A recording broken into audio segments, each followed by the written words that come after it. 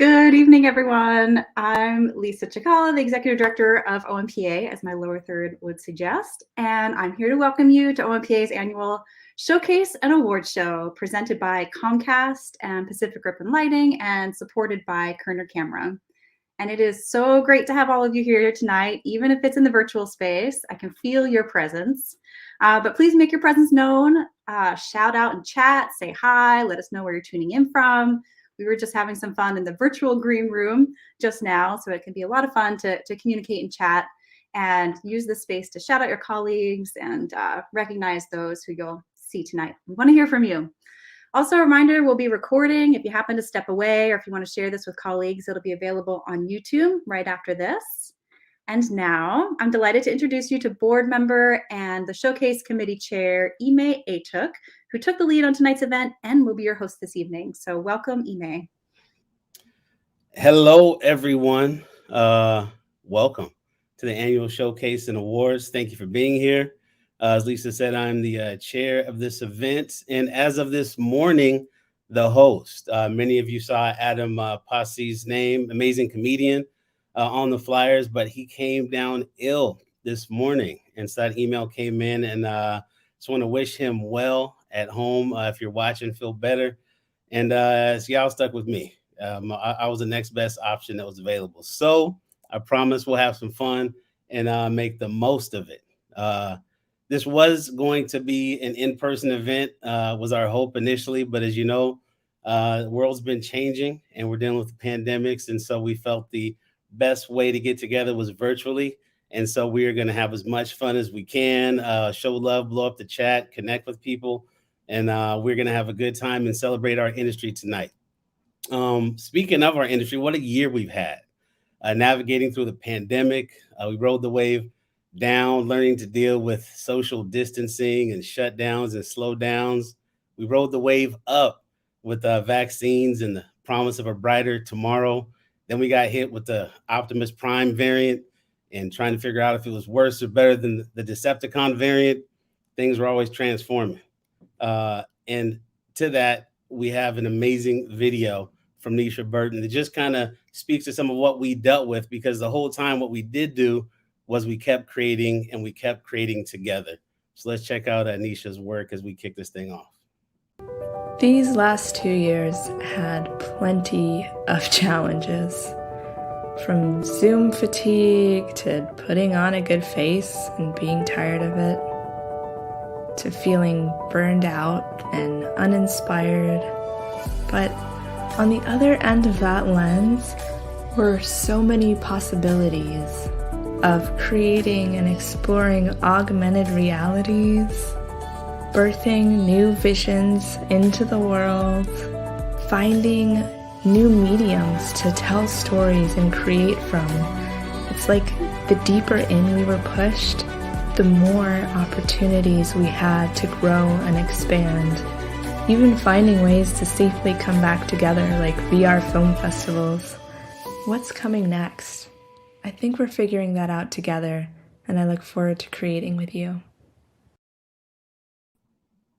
Yeah, that was awesome. Just want to clap it up. Don't be afraid to clap at home. Blow up the chat. Nisha, that was amazing, and I think a lot of people can relate to it. Also, I mean, I think I reached out to her like on a Friday saying, hey, we'd love to have a video if you're down to do it. And she was like, well, how soon? It was like, I don't know, 3-4 days. And she magically put that together. So thank you. And I think that speaks to a collected shared experience that a lot of us dealt with. Next up, we're going to hear from some committees. The committees that you're going to hear from, like, you want to know what a committee is?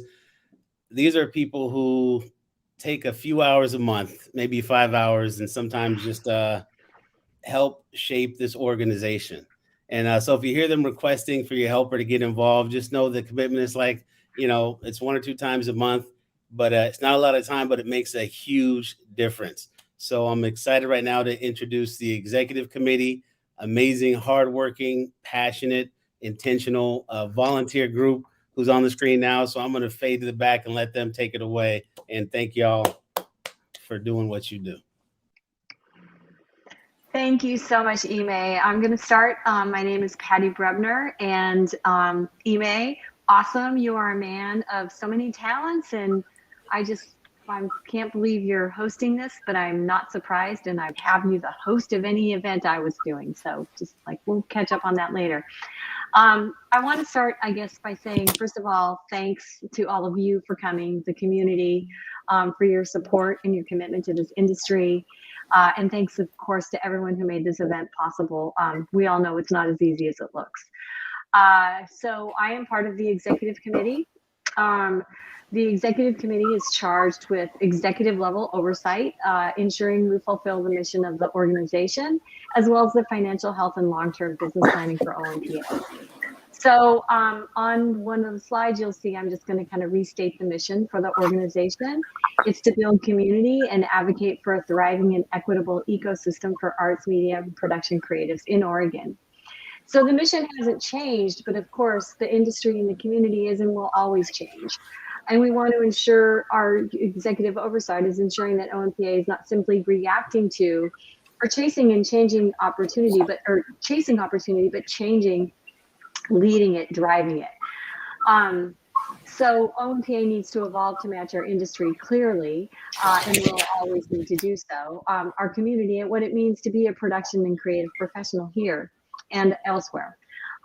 We worked with a business strategist for the first time who specializes in equity and inclusion, since we had adopted that as a key tenet, the most important part of the community. And we wanted to ensure that that component was baked into our DNA, that it wasn't like a thing that we just supported passively, but that was really who we are and what we stood for. And identify and kind of like clarify, crystallize some priorities that set us up for long-term success. So I'm going to take you through a couple of those priorities and or the list of the priorities, and then my fellow executive committee members will take you through some more specifics. So how we bring the priorities to life is, or how we bring the mission to life is we, support the workforce.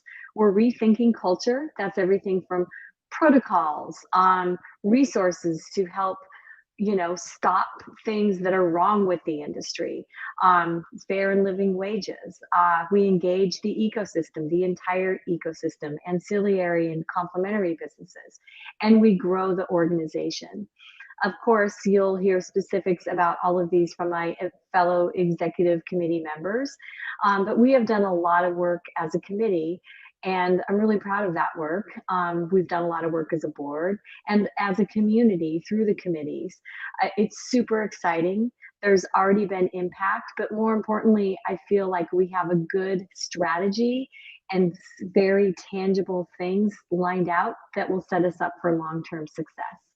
So throughout the showcase, you'll hear more about how we're working to create more value, tools, resources, and cohesive communities through membership to OMPA. So really bringing more value to the OMPA membership. Something else that you'll hear kind of throughout the whole evening is we're asking a lot of you in surveys. That's because we want to hear from you. We don't want to speak to you. We want to reflect the needs and really help best show up in a way that advocates for what you need.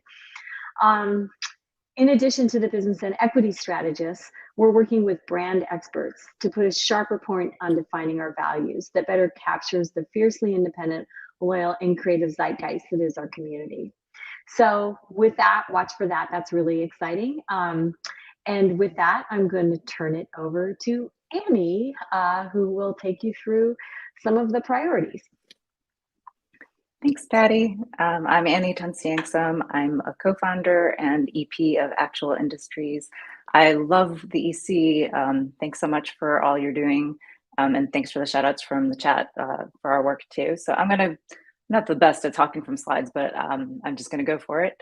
So the first strategic priority is supporting the workforce. What that means is community advocacy.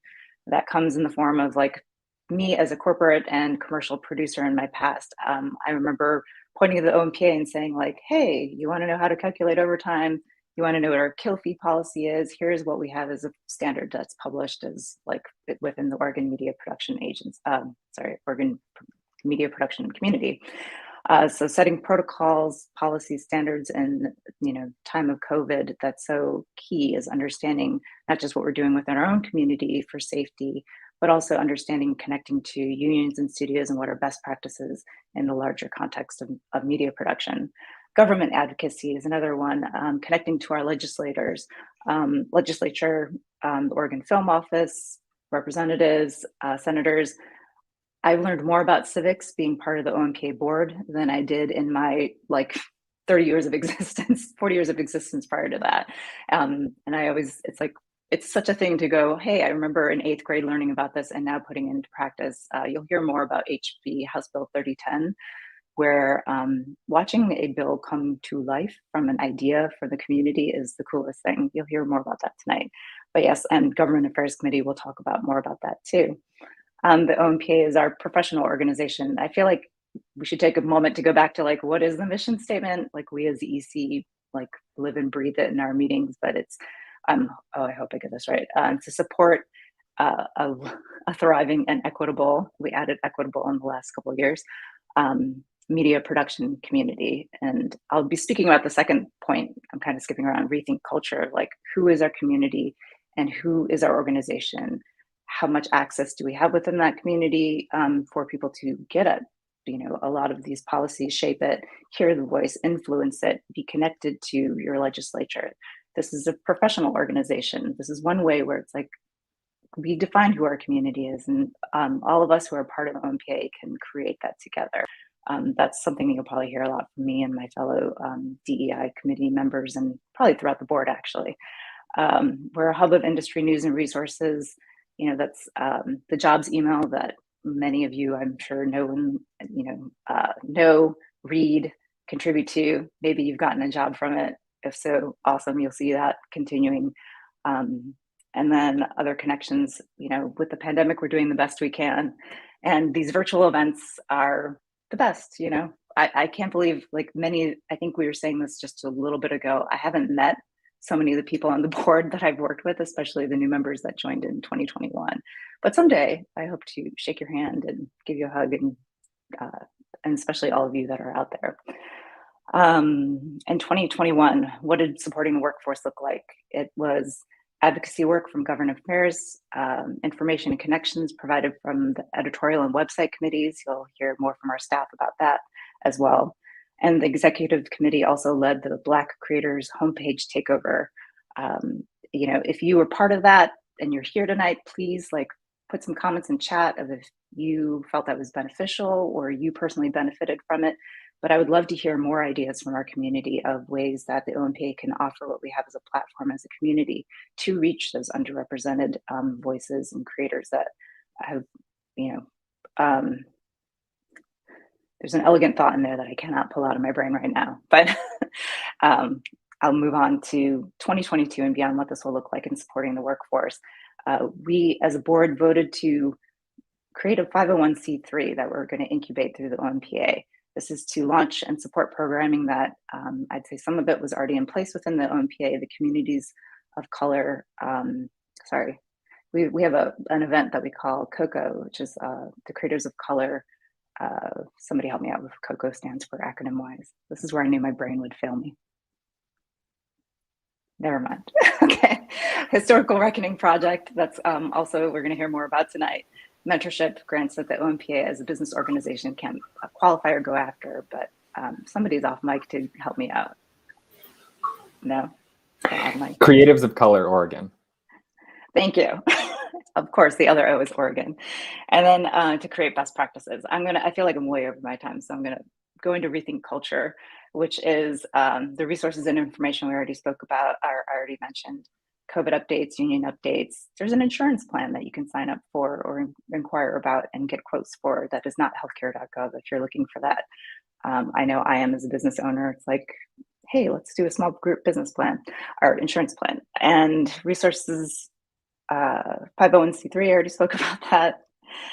I'll go straight into what this looked like in 2021. Our board makeup, our board looks very different than it did when I joined in 2020. And I think there's some stats that are in a banner form that will pop up, and hopefully that you're seeing, of who our board makeup is as far as the BIPOC representation, women. I would hope also who in the media production community, independent filmmakers, commercial producers, the awesome AR, VR that Nisha was speaking about in her video. I have way too many points to talk about, but I'm going to keep plowing through. We also engaged in DEI training. I think Patty alluded to this. Beyond the business strategist that was hired, we also have DEI training that we're doing internally as an organization to do the cultural reconciliation that is so important to inform our work. We recognize there's so much that we need to do internally. And I hope that's happening in spaces throughout the community, on your sets, the production, your company cultures that you build, wherever it is you show up, that this is work that is happening. And the OMPA, and even our virtual events, I would hope to be a forum for that, to be able to highlight that work as it's going on, and also provide resources out to the community to do more of that cultural reconciliation work.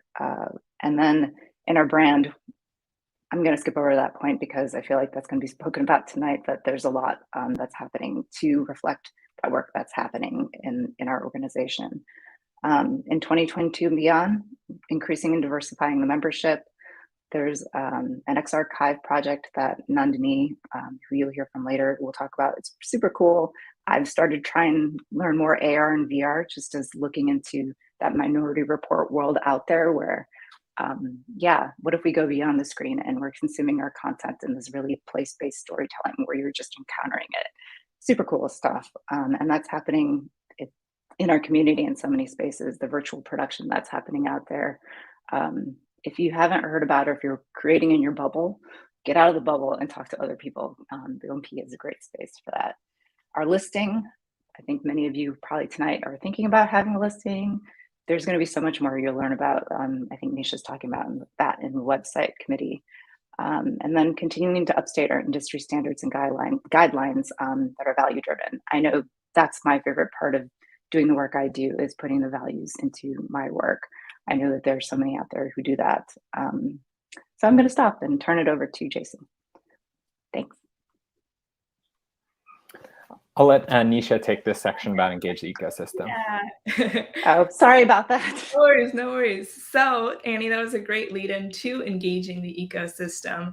The OMPA is really about talking and being with all of you. And so what does this priority mean? What does it mean to engage the ecosystem? Well, it recognizes and elevates every discipline, representative population, and in the production community. And as you saw from the video, I'm so passionate about this because I really am a multidisciplinary creative.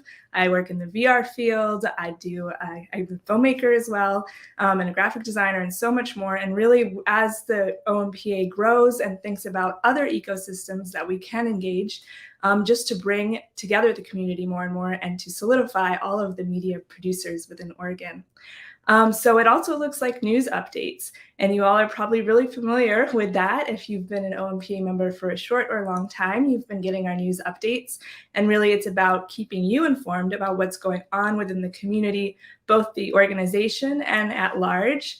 And then it also looks like programming such as COCO, which Annie mentioned, and is such great programming that's going on. And we're also going to be expanding into the 501c3.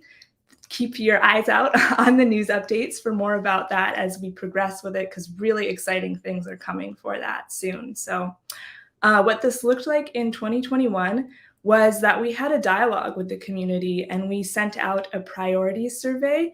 You all probably got that. You got to look it over, think about what your priorities were and what you wanted to see us doing in the organization. And so in a few slides, we're going to see what that looked like.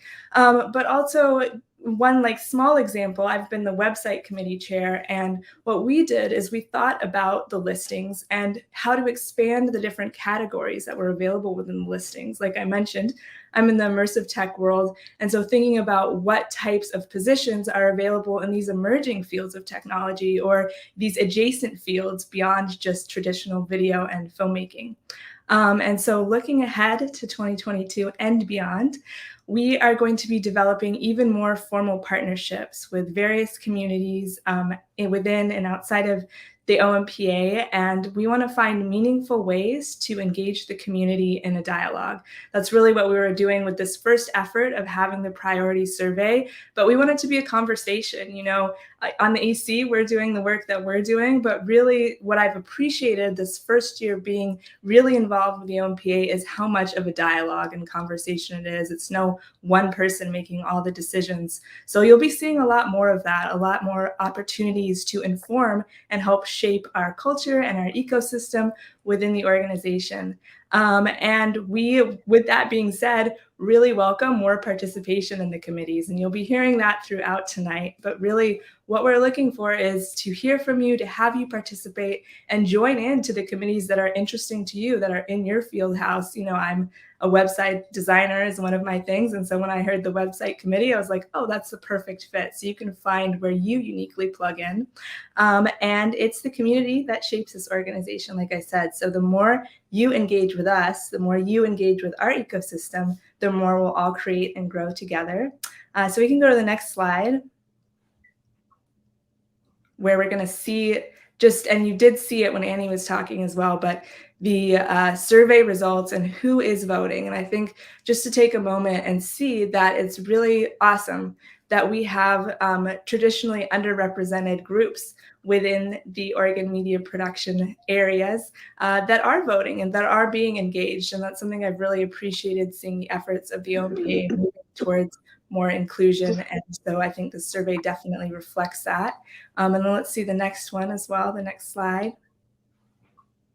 So again, you saw this briefly when Annie was talking, but here you can see what the survey results were, and transparency is going to be a big thing moving forward, that we want you to see what the community is calling for and also be able to engage and inform with that. And so you can see here that safe spaces for creatives of color is a big priority. Also the lobbying, which is a huge part of what the OMPA does.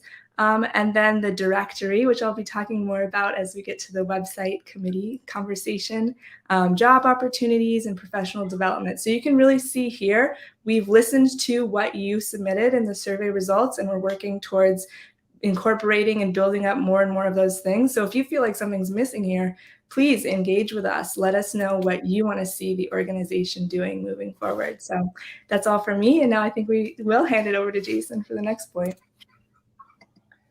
Cool. Thanks, Nisha. And definitely, I want to start this off real quick. Thanks, Patty, Rashonda, Annie, Nisha. It's been great working with you this past year. I've certainly learned a lot, so thanks. And I feel like Ime is going to start that band music to get us rolling to the next segment quick, so I'll try to keep it succinct.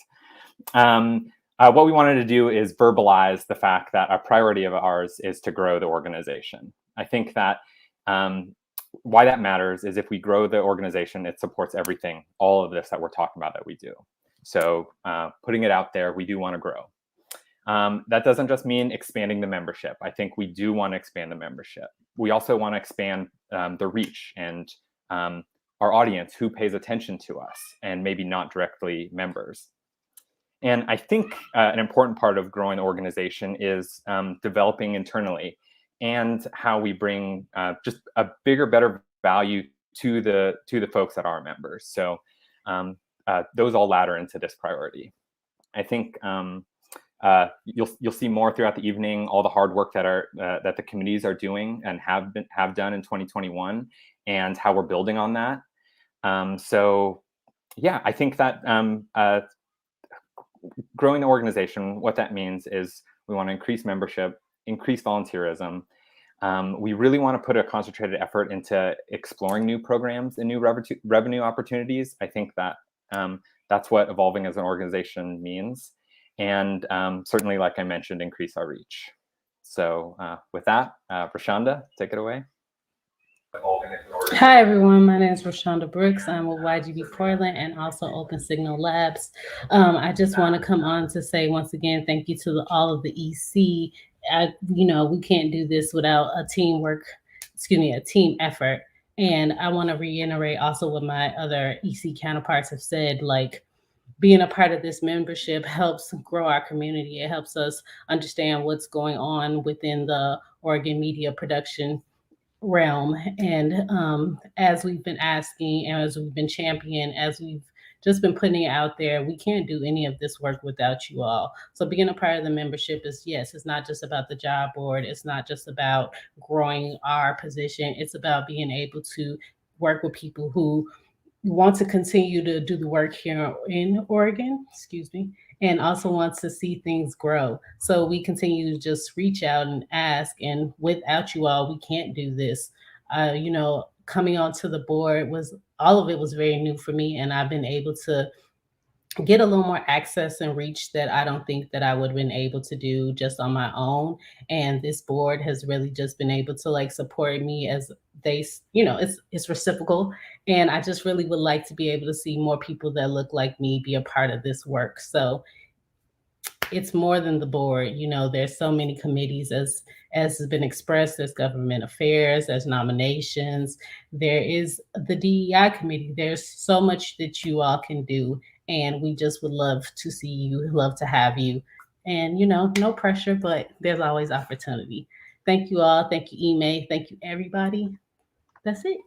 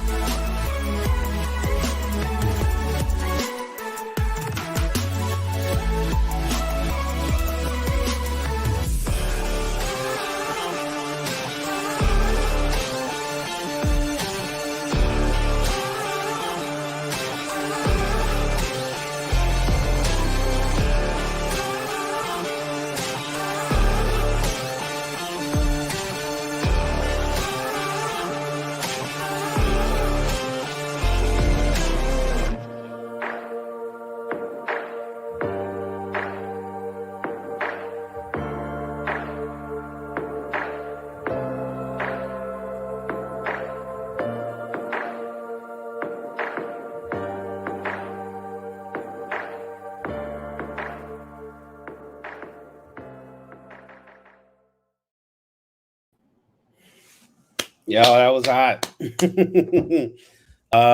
Yeah. Shout it out in the chat. Great music, great reels. That's y'all right there here in the Northwest. Congrats. Beautiful work. All right, next up, I get the pleasure of introducing the DEI committee, the Diversity, Equity, and Inclusion Committee. And And anything I say about them is an understatement. This is a committee of passionate people, hardworking. I mean, they do so much more work than the amount of people should be able to do. Uh, and they have moved the needle in our state, in our industry, and it's been happening. So I am excited to be able to introduce them. Without further ado, here they come to populate the screen. Yeah. Yeah. Oh, All right, so I think Emit did a great intro, but I was going to follow up that intro by giving a special shout out. And by the way, we don't have a script, so we might Thelma and Louise this straight into a cliff, but it's going to be very cinematic. So here we go. I want to talk about Annie and Fran because they've done an amazing job leading this committee. I think I've been on this committee since the early beginnings when it had a lot less letters. It was just diversity committee, but we have added more. And one thing that really got me excited as a Mexican immigrant is the shared stories that I had with people coming from different parts of the world, with first generation Americans like Annie and Fran, and meeting them through creative projects and through other filmmakers was just amazing. There was a real sense of community, and you could tell that this means something to them. And I think that's key to do this kind of work. It has to be in you. I tell a lot of people that are, pushing and fighting to get more diverse voices. I tell them, this might be a fight you don't win, but it's a fight you fight. And I think Annie and Fran have that. And anytime I hear from them, I'm like, how can I do anything for you to help you to collaborate and to be part of this? So yeah, here's Annie and here's Fran. Take it. Hi, everyone. I'm so psyched about our whole vibe right now. We brought So, my friend. Ashley looks like she's about to drop her solo album right there. Like, I love it. Yeah, exactly. Anyway, thank you all so much for coming, and thank you so much, Adolfo, for the super kind words. And yeah, and Annie has been such an incredible creative partner and inspiration and sister to me. And Ashley, I mean, we'll just get into it. We were all kind of cracking up about like when was the moment that we all met each other. And I remember spotting Ashley at the pump house at Pickathon and being like, who is that? Who is that person just running this whole situation? And ran over and introduced myself. And yeah, and then Adolfo, I was able to produce a music video for Karma Rivera. And Adolfo was one of the first people that I met that was just so incredibly warm and open and sharing, and just, yeah, just an incredible, you're absolutely like a big brother, and just, yeah, always really appreciate you. And then, yeah, and then Annie and I go back a long ways. We're both from Chicago and both went to the same Thai temple and grew up in the same space, and reconnected in Portland in 2012 briefly, and then came back together in 2019 when I first started Joop Joop, and then we've kind of been attached to the hip. And I wrangled Annie into this OMPA space, and she just 130% took it by, just immersed herself in a way that was so incredibly impressive and just so meaningful, in the way that she really wanted to be a part of every space, to be able to see how the whole picture could look. And so I just want to thank all of you guys for being a part of this presentation. And yeah, thank you so much. Yeah, I feel like I've spoken much already in this showcase, but love back at you, Fran. Adolfo, it was like the kindest introduction ever, and right back at you. Like the DEI committee is like, they're just full of the most badass people who are, like Adolfo saying, it's like you're not in it to win, but you start this work, Fran, you said it, and it's a lifetime. It's a constant practice that you are minding, and to do this in the community we've already talked about so much is right here. I mean, this vibe is just reflective of the joy and love we feel in doing what is sometimes really difficult work, but joyful too. So I'm going to turn it over to Ashley, who is I feel like I want to give you the same intro, but it'd just be a huge love fest. But we're going to talk about COCO, which I totally messed up the name of earlier. I'm just like, I can't remember our own acronym we came up with. It was someone else's stroke of brilliance. But Ashley, stop talking so you can speak. Thank you, Annie, and thank you, Fran, and thank you for the snacks.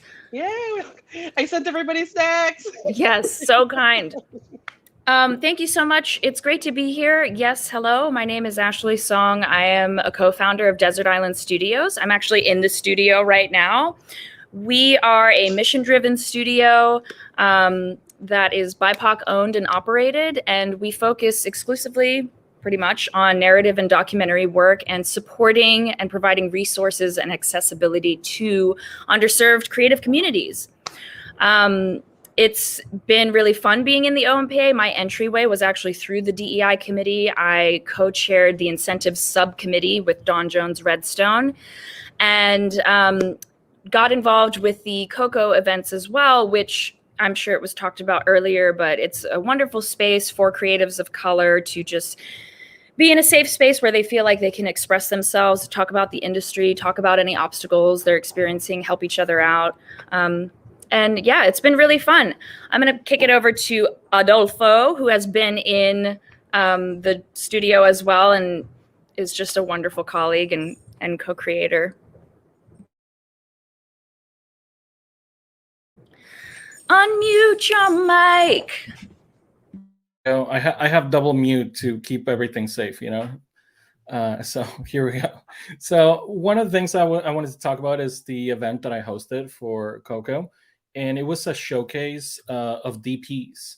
So I invited Matthew Hayes, Sika Stanton, Summer Liu to have a chat about what is it like to be a DP, to talk about their journey into becoming DPs and becoming creatives, especially working out here in Portland. And I think it's so important that when we think diversity, we're thinking, hey, there's people at every level. There's people that want to be PAs. There's people at the highest level. And I think it's important to have those conversations, because growing up, when you see that someone like you and maybe someone that's dealing with the same obstacles you're dealing with, and they're still, in their journey and they're making it and they're creating, I think that's a great way to bring that diversity into this industry. And something that I say to everyone is, when you have a diverse set, that set is going to become a better place, not for just the diverse people, but for every single person. The work is going to get better when you hear different languages on set, when they're talking about films that you've never heard about, or books or music. That's what we can bring when we're on set and when we're creating.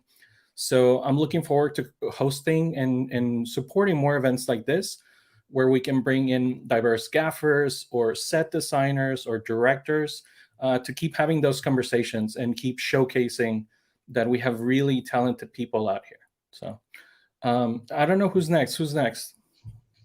I know there's a plan here, but Fran. I'm next. Yeah. Yeah. So one of the other COCO events we were able to put on this past year was in October of 2021, and the theme was horror through an inclusive lens.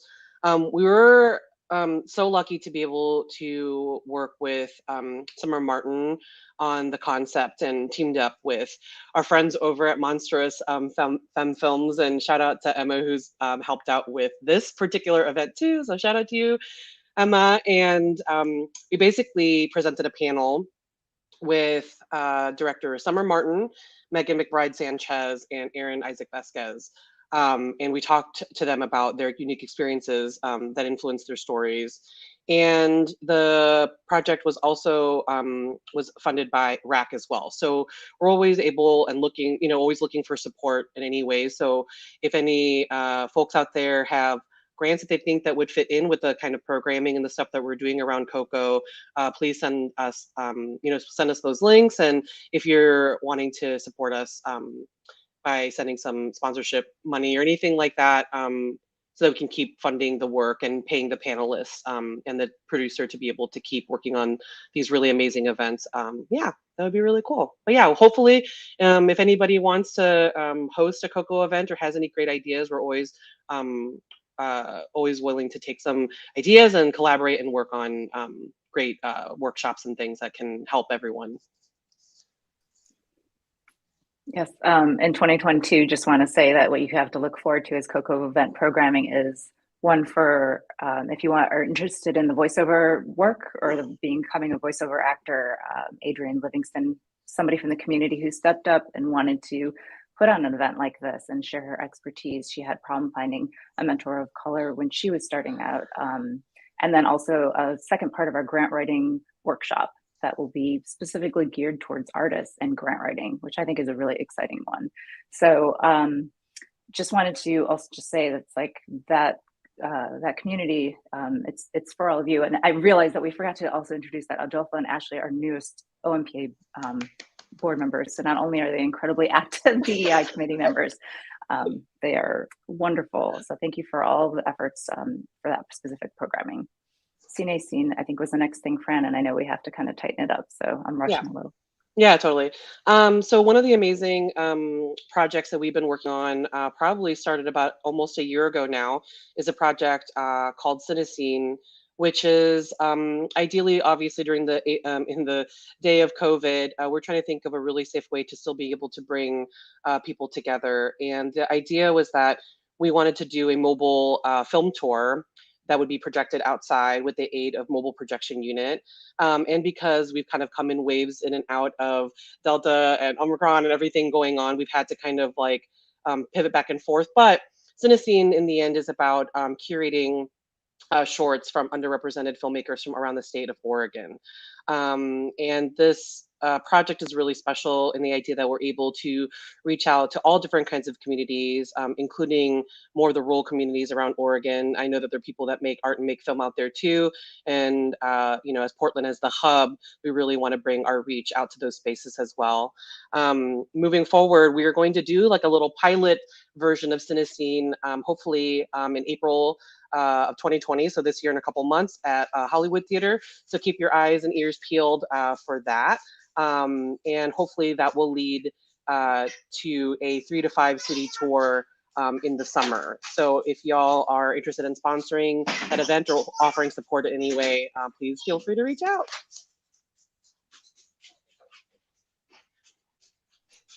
And speaking of support, one thing that I would like to mention is that the DEI committee is looking for an intern. So if anybody is interested, you can email DEI@ompa.org. That's DEI@ompa.org. And that email is also for anybody who wants to support by donating time, money, other resources. Please, we welcome your support. We really do work hard at the DEI committee, and we really care about this work deeply. So anything that you can do to support helps. And finally, I would like to close out this section by introing the video about HB 3010, which was a bill that passed last year during the last legislative session. The DEI committee worked together to promote this bill that works DEI into the state film tax incentives program. And it's really cool. This is the kind of work that we're interested in doing, and I hope that we continue to further our impact throughout the film industry in the state. So take it away.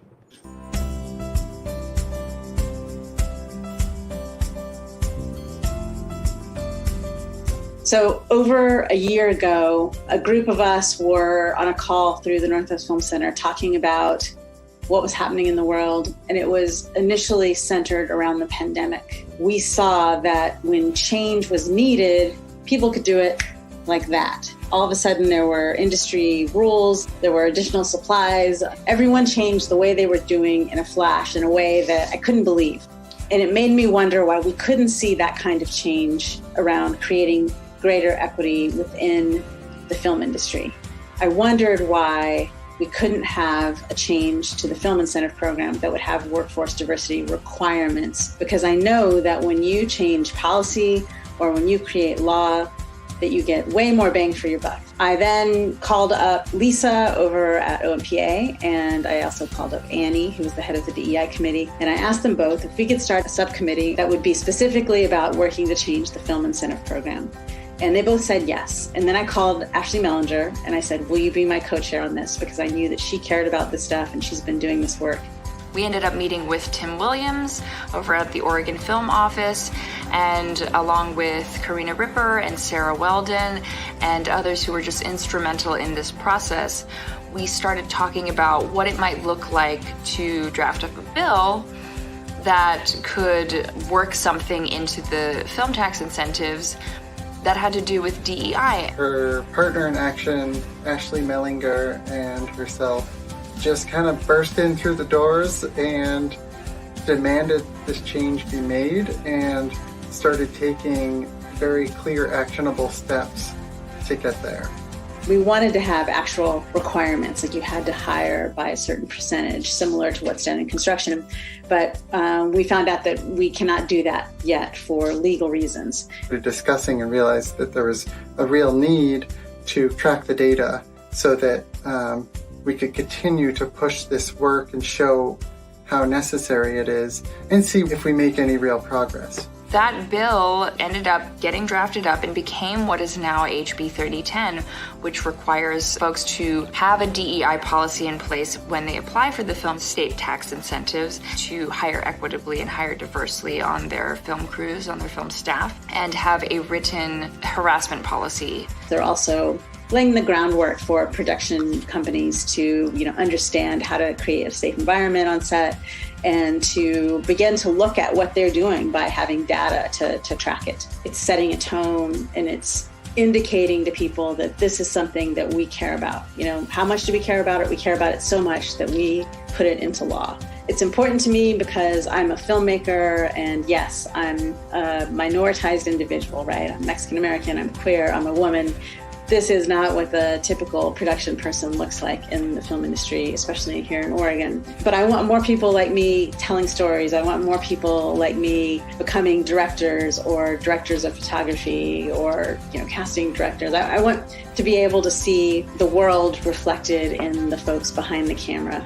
It feels good to see measurable change, and I think it's important in film and in all of the creative industries to give a platform and to give a chance to and to make space for and room for and respect the stories of those who aren't heard as often. It's how we create holistic communities. It's how we create the best kind of art. It's how we, create harmonious sets and environments to work in. The most important part for me is that everybody came together. People who had never done anything like this, people had never thought of anything like this, had never spoken with the legislator, had never coordinated with the OMPA, said, I'm gonna participate in my government. I'm going to create a change that I wanna see in the world. I'm going to organize with my peers. If you have an idea, run with it. Don't take no for an answer. Change is hard. It's not always the change that you're going to want it to be in the end. But keep pushing and get something done. If you have an idea of helping improve the organization or industry as a whole, please go ahead and do it. There's no one telling you that you can't. There's no one who is waiting to give you permission. Feel free and just be as proactive as you are in filmmaking and in TV. To me, this is just the starting point. There's so many other things that we can do. They're not all going to be legislative. We are building a better Oregon, right? I think those of us who are in the position, who have privilege, who have the resources, it's really up to us to be the agents of change. And as members of the OMPA, I think we all fulfill that role. I'm really grateful to OMPA and for especially all the people that came together. Tim Williams over at the Oregon Film Office, Lisa Chikala from the OMPA. Thank you, Representative Smith-Warner. Thank you, Representative Dexter. Representative Alonzo Leon. Thank you, Speaker Kotek. Thank you, Representative Krupp. Thank you, Representative Noss. Representative Nathanson. Thank you, Representative Prusek. Thank you, Representative Ruiz. Thank you, Representative Frederick. Thank you, Representative Riley. Representative Sanchez. Thank you, Representative Lieber. Thank you, all of you. It's possible to create change in our world.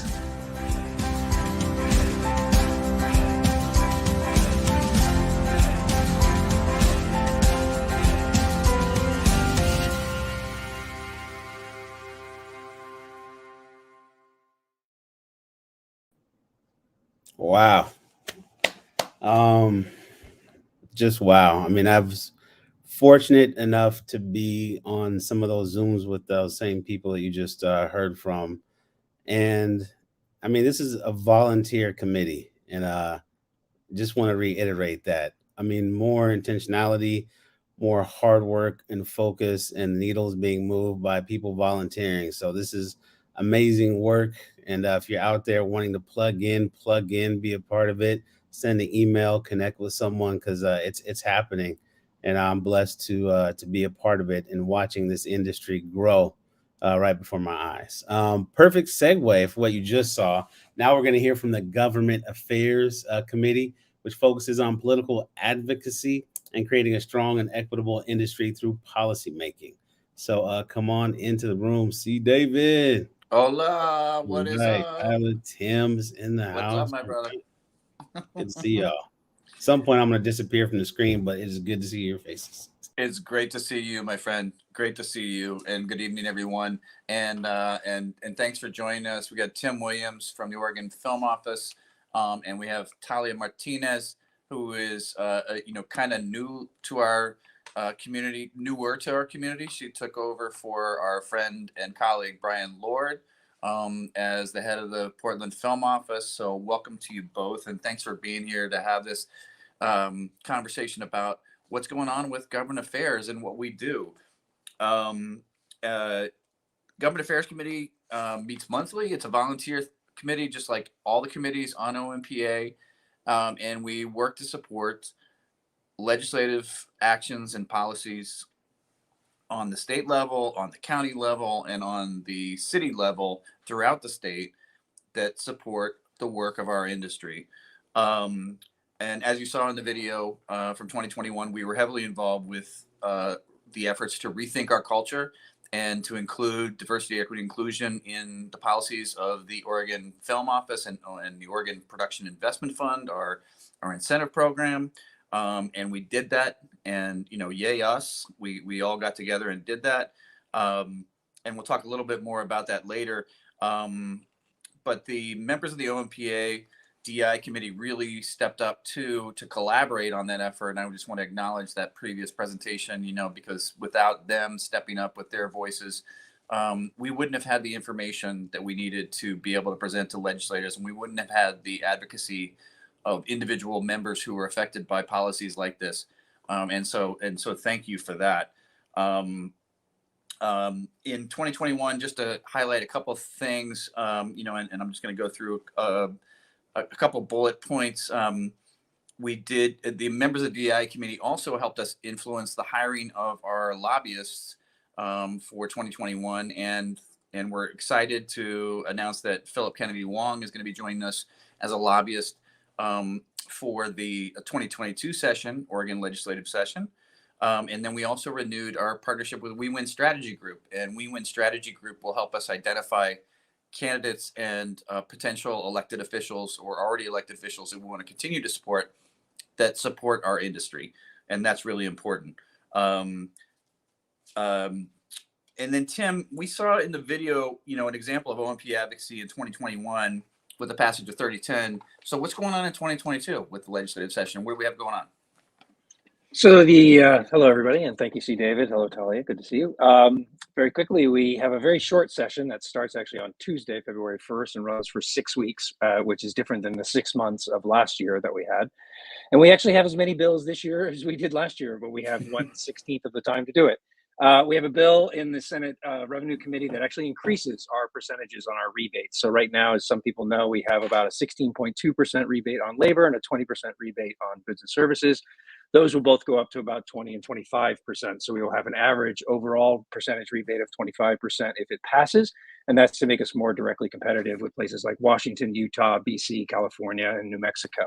In addition, we have HB 4153, which is something that we are calling the Oregon Creative Opportunity Fund, which is very similar to our LOPIF, the local OPIF, and the ROPIF, the regional OPIF, which carves out a specific dedicated fund to utilize for things like grants and workforce development and our Pathways program and mutual aid and small business development and regional production.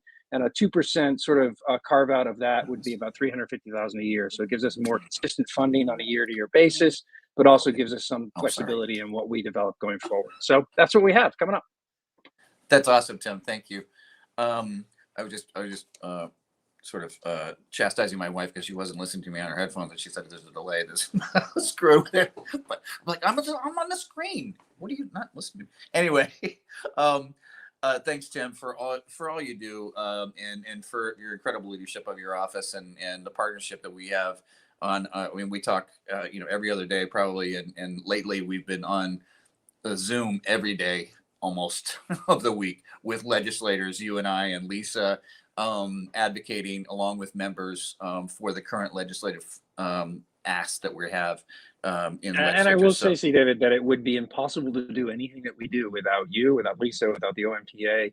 My job would be 15 times harder. So it is much appreciated on my side, and literally none of the things we've been able to do in the last 3 years would be possible. So thank you. Well, and I think that's something unique that we have here. When I look to my compatriot business agent in Washington, and she has a much harder time getting all of the cats into the same room, herding them all into the same room to do the advocacy work that we do. And we are so blessed in Oregon that we have such a great historical and continuing ongoing collaboration. I'm glad you brought that up between your office, our members from the union side, our members on the OMPA side, as well as our next guest, Talia, from the Portland Film Office, and the work that we do with on the local level with Portland Film, and making filmmaking accessible. I think is the biggest thing that your office does for our industry.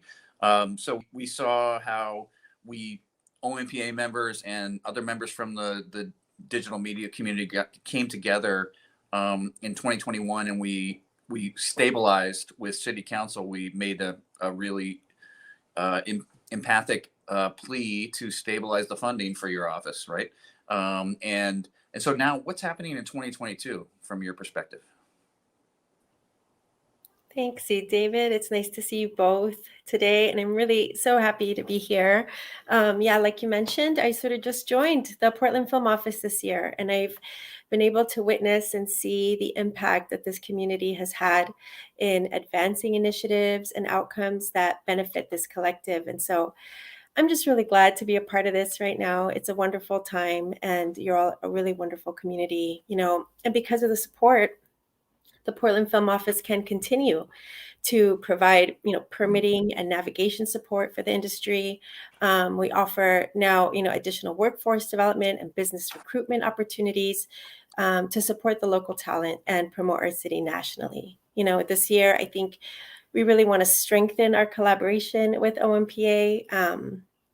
We want to look at new ways to partner, to develop the membership pathways, to further, expand the directory, promote local small businesses, and more specifically, BIPOC businesses, and support the ecosystem of our film industry. And so, with that, I'm just really grateful to be here tonight, and I really thank you for inviting me, and I look forward to continuing the good work that's already been laid out, from the office and the longstanding relationship that we've had with OMPA and Oregon Film.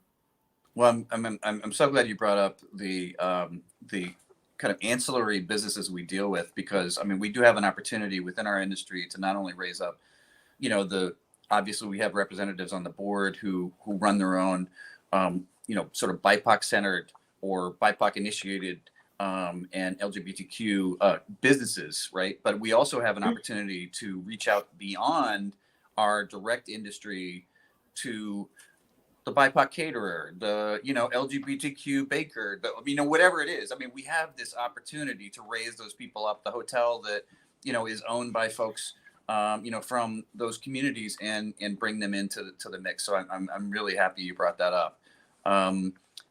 Tim, I was wondering if you could touch on a little bit about what's going on with our project proposal, or our potential proposal for Metro and the Expo Center.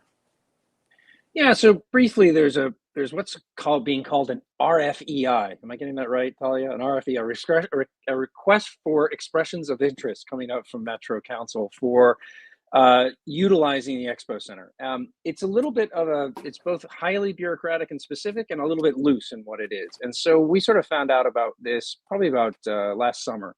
And we started working with Teresa over at Assembly Arts, an outside third party, to help us sort of figure out what would that look like if we were to make a proposal as an industry? What would that look like as a campus? What would that look like as a film and music center? What would that look like as a sound stage? Many of those things. And then how would that be something that we could make work for the community, not only our community, but also Metro is looking at very specific communities that they want to be catered toward because it sits right near Vanport. It sits on indigenous lands. It also was a processing center for Japanese Americans during World War II. So there are a lot of communities that have centers at the Expo Center.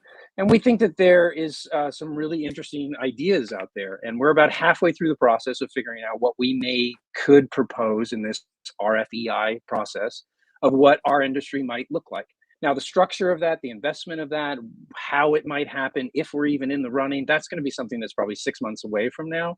But we've held a lot of community events. We had a big town hall in December. We had a lot of one-on-one and group conversations prior to that. So we've gotten a lot of input. So we're hoping to continue with that input, with that outreach, and figure out what the next step is on that process, and maybe come up with this sort of very exciting creative film and music campus at the Expo Center in 2023, if we're lucky. I love it. I love it. And I love the interactions we've had so far around this project, because it's come from all different areas of our sectors of our community. You know, I think, you know, Music Portland and having them participate in this conversations, as well as all of the different vendors that we've had participate, and workers in our industry, creatives in our industry. And we're just going to expand that conversation. And Teresa has done a great job from Assembly Arts in helping us.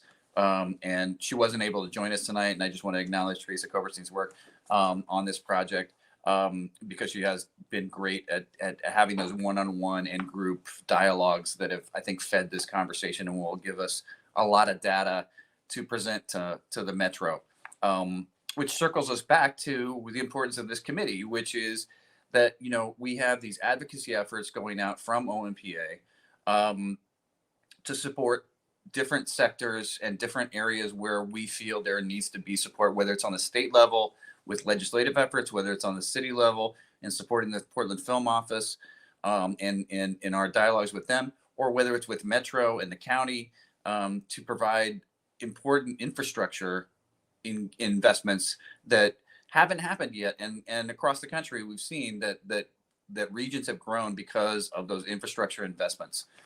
So anyway, I just wanted to highlight all of that and also say, sort of end with some calls to action, so, support our legislation. As Tim said, we have these two pieces of legislation at the state level, which will be, we will be reaching out to members to sign on and to provide possibly written testimony or verbal testimony.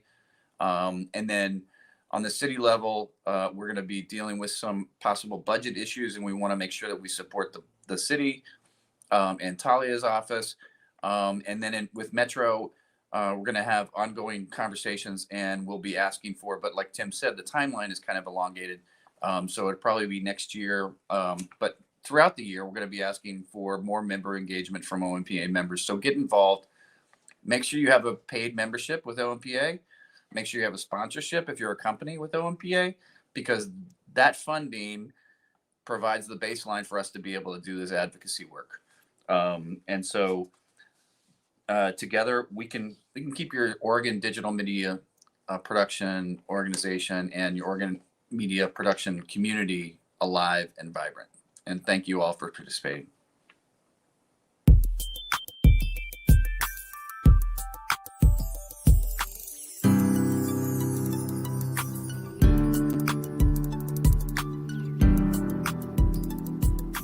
When I started out in the industry in Portland, there weren't a lot of people who looked like me on set. My department was mostly run by a lot of straight white men. Some of them were nice and some of them weren't. I realized that I wanted to play a part in making that different. When working in sets, I would find myself in trouble oftentimes because I didn't know the etiquette. They supported me throughout the way, and then there were a lot of Latina sisters, which was great because I didn't know anybody at that point. After Pathways, I see a lot more POC, queer people on sets, and that makes me really excited because it makes me think that like something is changing and we're making progress. When I moved up to Portland, unfortunately was living houseless for over a year, and then through that got connected with Outside the Frame, who just, kind of re-sparked my self-confidence, and finished a film internship, and I was like, oh, this is where all of this comes together. And they just walked us through what a normal day is in a professional set like. A lot of very useful information like how to read call sheet, walkie-talkie lingo. You can teach someone a million things about the film industry, but if you can't get them a job in the film industry, then what is the point? And so I think that's what Pathway does really, is like connect them directly to the paying opportunities that are out there. I want more diverse people in the more prominent roles of filmmaking. While we may be there, they could be the lower levels. And some people may say, well, at least we're there. And I'm like, no, I want more. Things are better when you have a diversity of people and opinions from all sorts of walks of life. I want to tell stories that like make you forget where you are right now and put yourself into that character's head and bring you to that universe for that 1 second and empathize with the story. For my end goals would be eventually funding my own work and like growing and learning and how to be like more confident in my storytelling abilities and end up either doing directing or like DPing. I just love different ways that you can portray a life and get people to understand something that they may not have understood before. What normally happens in this industry is that the people that come with a background of class privilege are the people that have access to these jobs the most. All of these changes are about making our creative field better. I would not be sitting here today. I don't know what I would be doing, if I would even be alive sometimes. For somebody else to take you on under their wing, to see that in you, that means a lot. And it has shown me that maybe I do matter a little bit and can do things and can work. I take the job seriously. I love it so much. I put my whole heart into it. It's my name, it's my being. It's everything.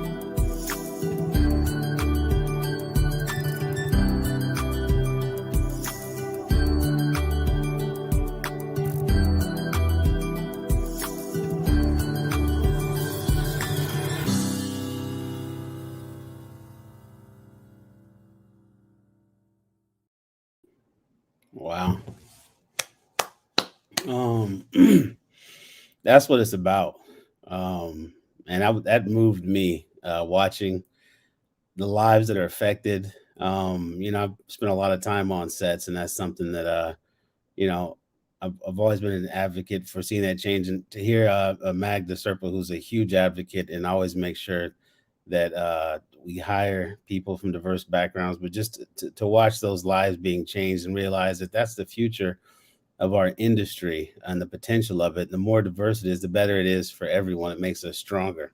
So Creative Opportunity Fund, go ahead. And I am excited about that. So thank you for that Pathways video and everybody who was a part of that program and that movement and that energy. It's needed and important.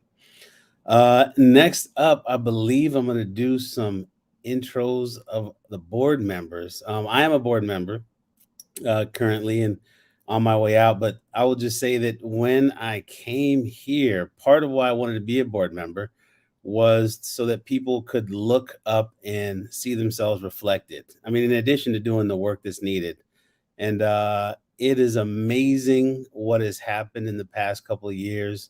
I think you're seeing and hearing and feeling the energy, the intentionality, the movement, the growth. I mean, it's pretty wild and crazy how much has happened in the past couple of years. So I'm excited and moved to know that on my way out, it's stronger than when I came in. It is beyond the best case scenario. So I'm excited. As you see on the screen, we have some returning board members with Nisha, Summer, and Jason.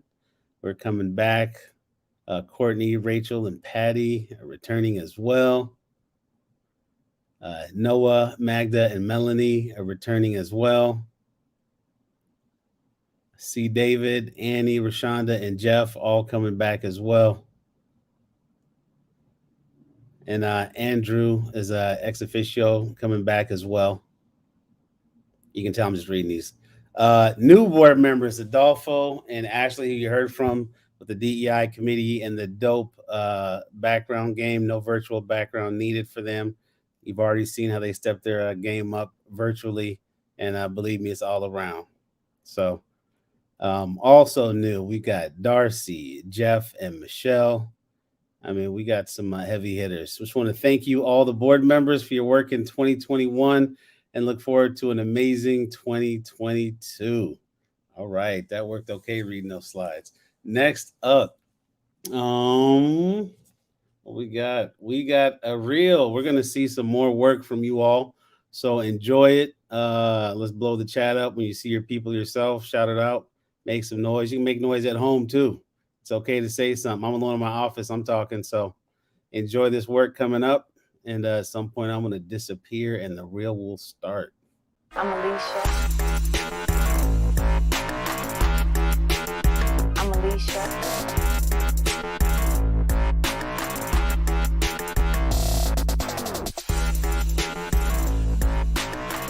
I'm Alicia. I'm Alicia.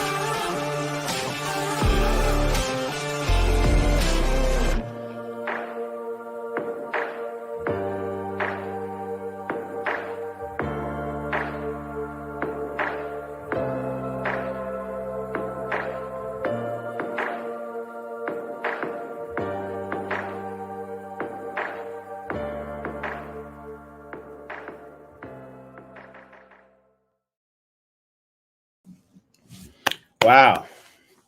Amazing. Once again, beautiful work, great music. And that's everybody right here. Just making it hot that way. All right. Next up, we are going to have the editorial and membership panel. I get a chance to introduce. Oh, here's Sarah. Hello, Emer. How you doing? I'm doing good. All right. All right. Who else coming? Lisa coming? I can start. I'll start Okay. with membership. Well, hi everyone. I'm Sarah Domini. I am your new OMPA membership coordinator. It's very nice to meet you all today. So thank you all for taking time out of your Sunday to be with us and celebrate everybody today. I'm going to be speaking on behalf of the membership committee. So I'll have some slides coming up in a little bit, but we can keep rolling. So first off, you might be like, Sarah, what is the membership committee? Well, it's pretty simple, actually. They make sure all our members' needs are met. So they keep tabs on what people would like from their membership and they implement it. So, like, if there's something that you guys are telling us are not there, they will develop that benefit for you. A little bit about me. I work very closely with the membership committee. I am here to serve your member needs and vocalize your feedback. I am your voice.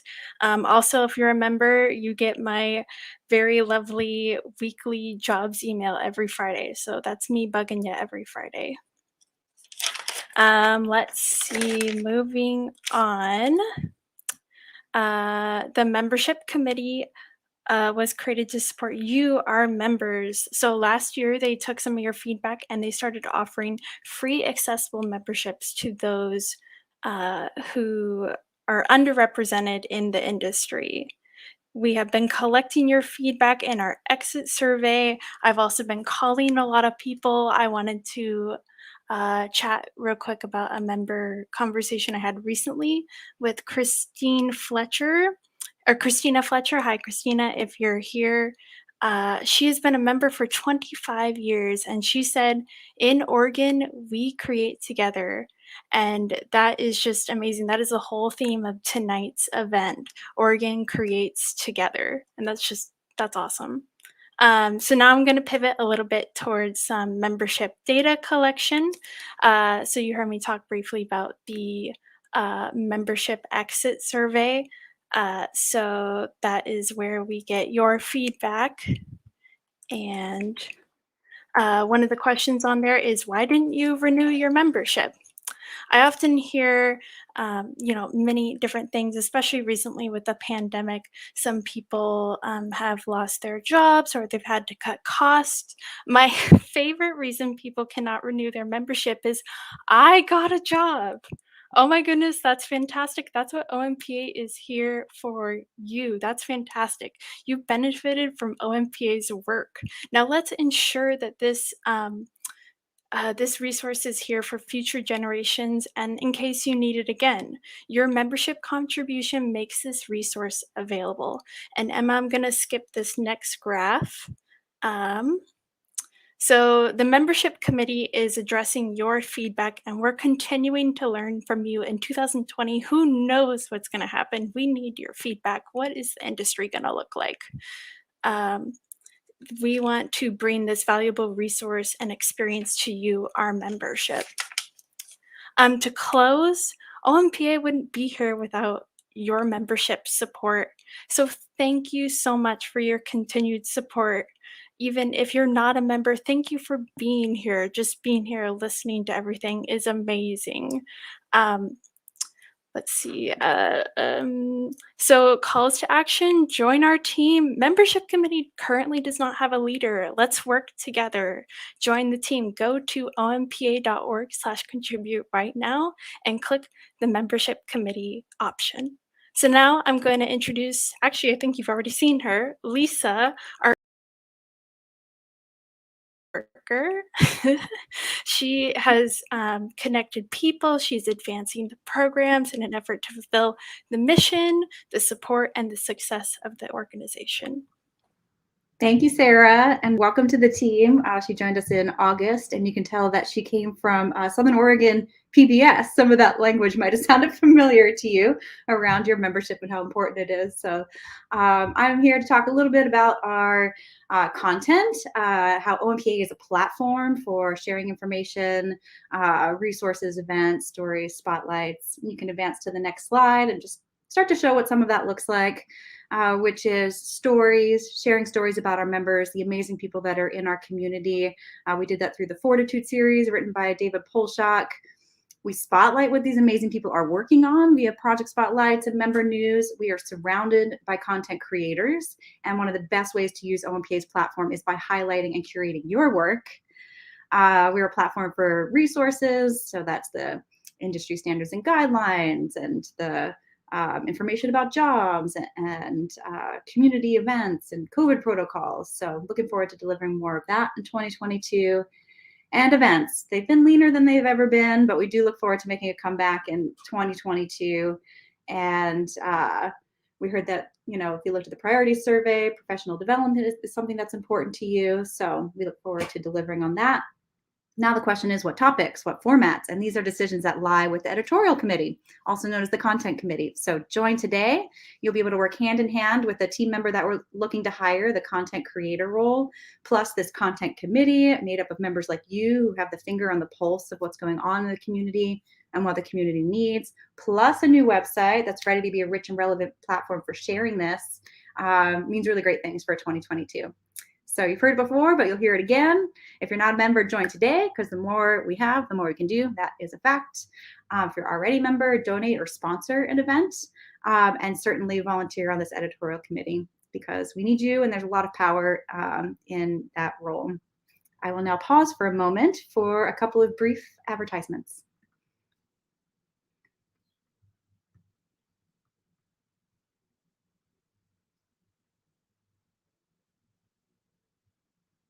Or I'll keep going.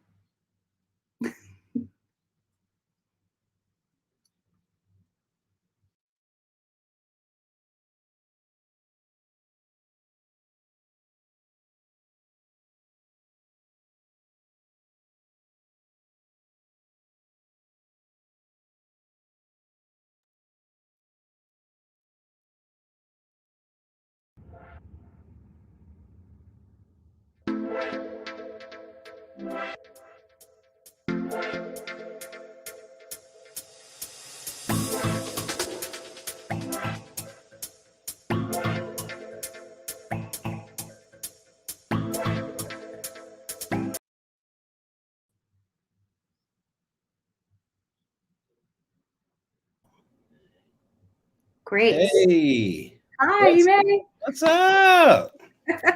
Yeah. Nothing like popping on the screen when you didn't even know you're coming on, but I'm excited to be here.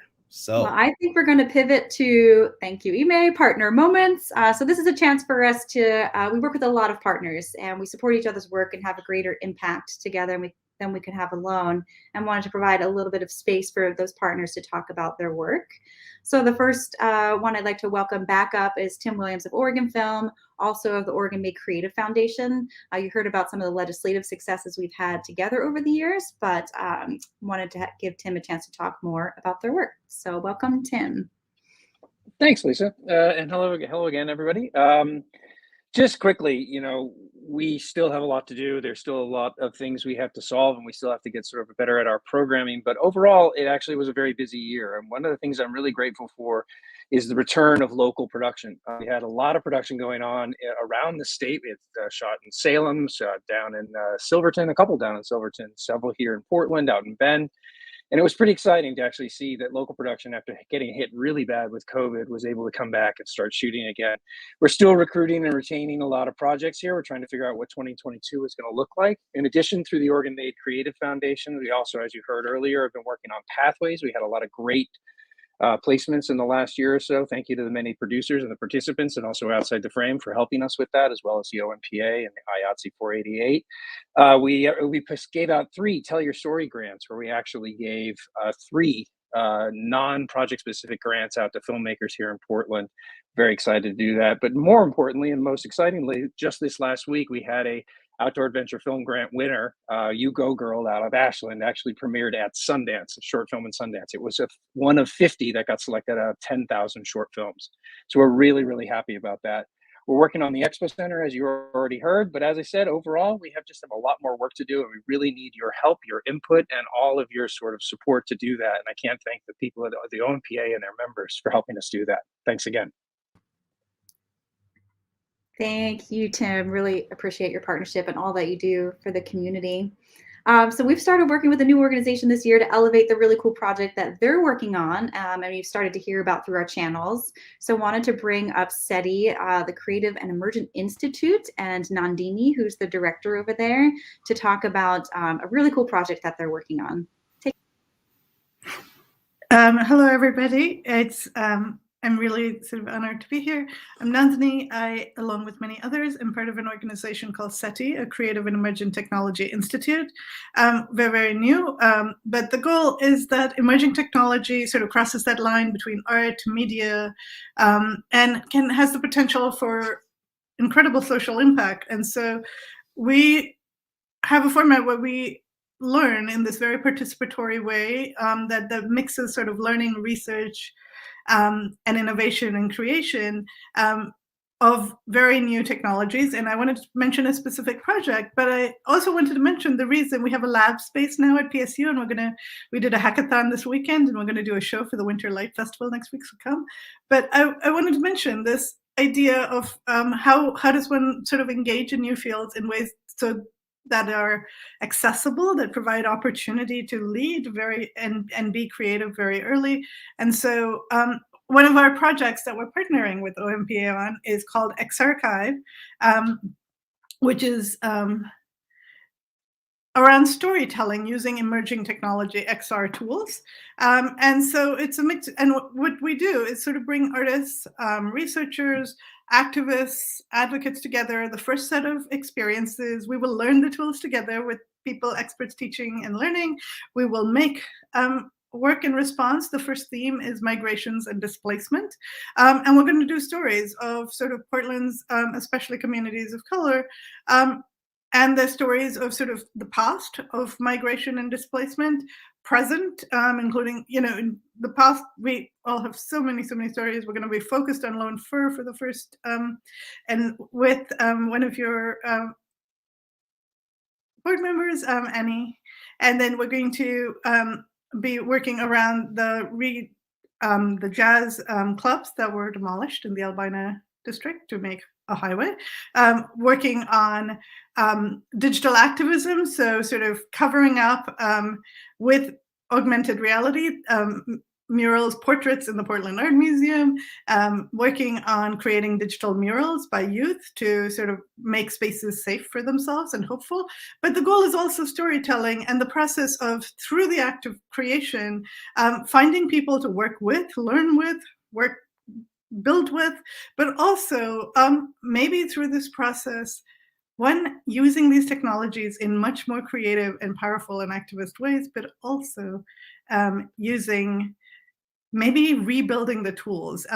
Technology has kind of been, both design and technology have been very homogenous, have been inaccessible to most people, and we think it's not just important for people to provide opportunities to use these tools as consumers, but to build these tools and to repurpose these tools as creators and innovators and make these tools more relevant for a much more powerful social impact. So it's ceti.institute, or you can send email to hello@seti, but we're a work in progress. We're building a community that will do all of this together. And so please join us, reach out with questions, suggestions. What programming should we have? What workshops, who should we reach out to? I'm sure we will learn so much from so many of you. So I would be very grateful to hear from you. Thank you, Nandini. Really great to hear from you. And I hope that was a good introduction to what they're doing and how you might be able to get involved and collaborate and learn. And we'll make sure that you have that information, and we'll keep you updated on what they're working on so you can get involved. And now I'd like to introduce Music Portland, who is our sister organization in the music space. We've been working alongside them at the city level, and I'm really pleased to introduce Mary McLaughlin, the executive director over there, to talk more about their work. Excellent. Thanks. It's always so inspiring to hear what you all do. We really are the younger sibling of the film industry. I think music is just sort of finding its feet, and having an example such as OMPA has set as an association and representative group, to see Oregon Film and the Oregon Made Community Fund, just really seeing a lot of really great models, because our industries are very similar. We've followed in a lot of your footsteps. We do community organizing, networking, speakers, music industry directory, job boards, things like that. We've also done a lot of music policy work, kind of looking and untangling the spaghetti of city and state code that impedes music and that absolutely is biased towards certain populations being successful here. I've loved hearing about all the other things that people are working on that. Your Pathways program is jaw-droppingly awesome.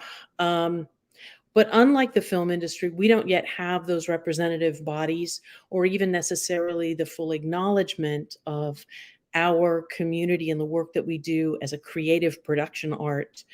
It isn't yet fully acknowledged and we don't have representation yet, but we're building that. Thrilled to be working with the Portland Film Office, expanding that to be looking more holistically and strategically at the ways that we can work together. But we do have a lot of things that we can and already are starting to collaborate on. We're both looking to grow sort of national reputation to attract outbound demand for music. It's about putting Portland on a map as part of a national tour circuit, an international tour circuit. We're also simultaneously trying to empower and support our local independent creators with more, production opportunity and economic viability. And I think the Expo Center is a really exciting place to be looking at some of that, because creating a soundstage can also be used for, a large tour prep that would be 3 weeks, and allow us to utilize a space more creatively and adaptively, like that of the Expo Center. And we're also working closely with Lisa and the whole C. David and Tim and everyone to really start building consensus with the government, the business and tourism sectors that our collective production arts are both creative and economic drivers and imperatives, and that are a big part of the reason that Portland has had the boon it's had in the last 10 to 20 years.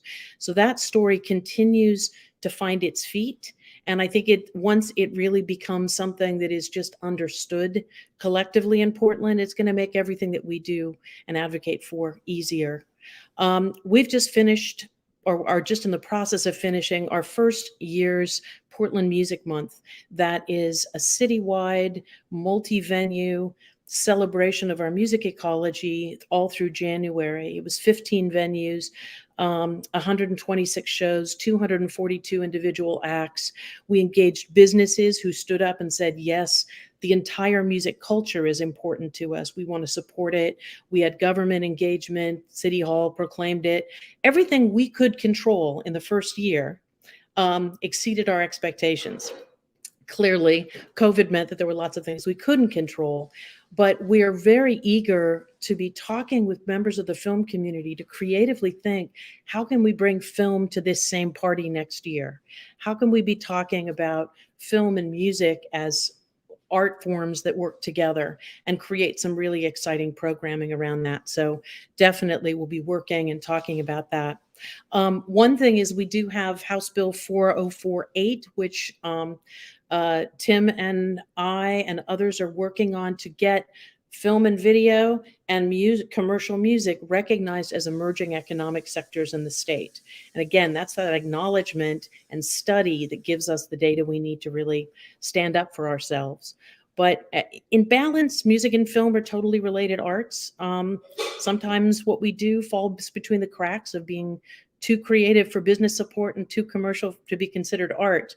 So collaborating together as strategic partners, we can really amplify our stories, advocate for our shared and individual needs, and build supportive systems that include and engage all the beneficiaries of what we create in music and film. I'm looking forward to working more with the film industry writ large, with these amazing organizers, and we hope to grow up to be a community just like you. Thanks.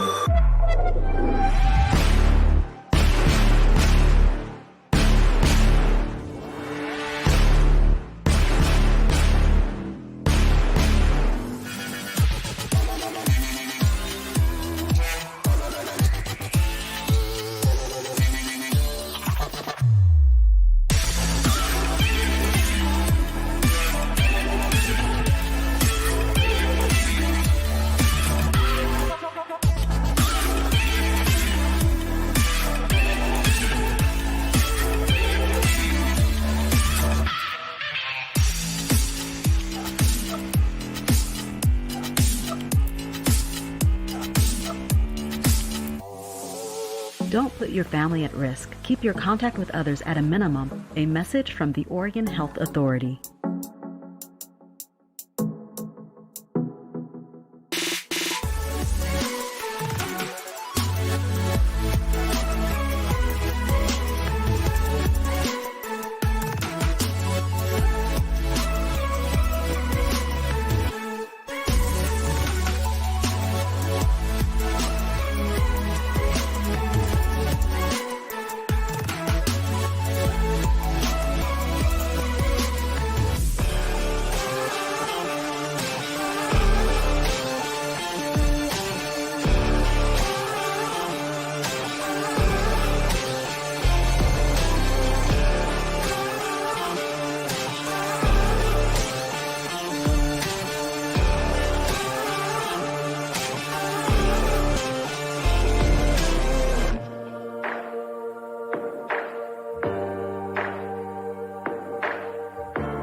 Cosa pensi?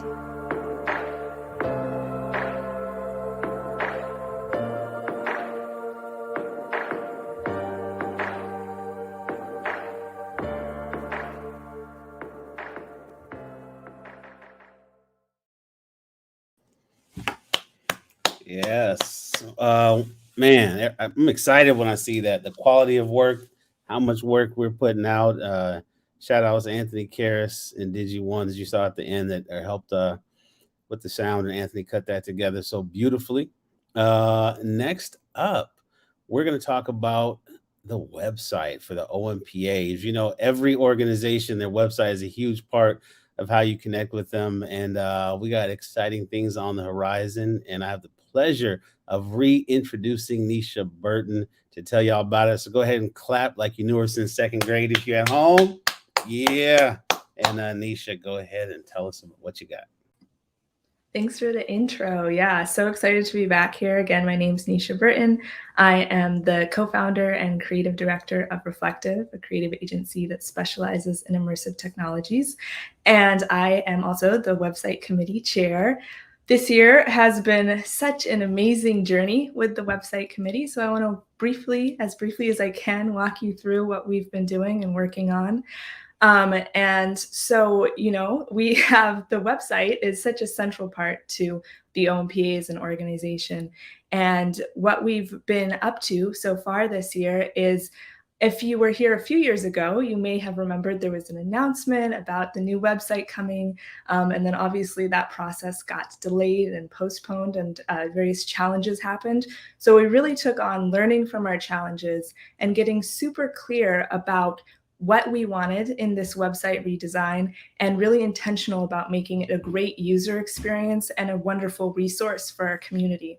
So we took some time to really rethink that. And I really want to shout out to our members of the website committee as well, because sometimes we were meeting 3 times a week in this process, because we went about really thinking and honing in on what type of creative agency we wanted to work with to make this website come through.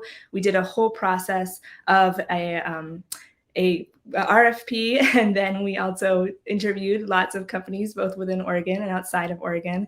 And we landed, after many interviews and lots of rounds of discussions, with an amazing creative agency called OOS Studios. And they are really bringing this website to life. So excited about that. So can we make the slides just a teeny bit bigger so I can read them? Thank you so much.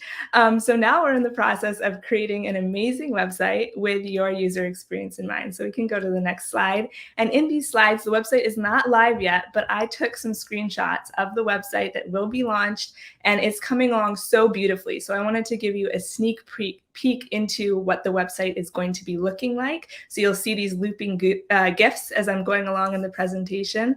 But I also wanted to talk about how the website aligns with our different strategic goals. So the first one is supporting our workforce. And obviously that is a core purpose of the website.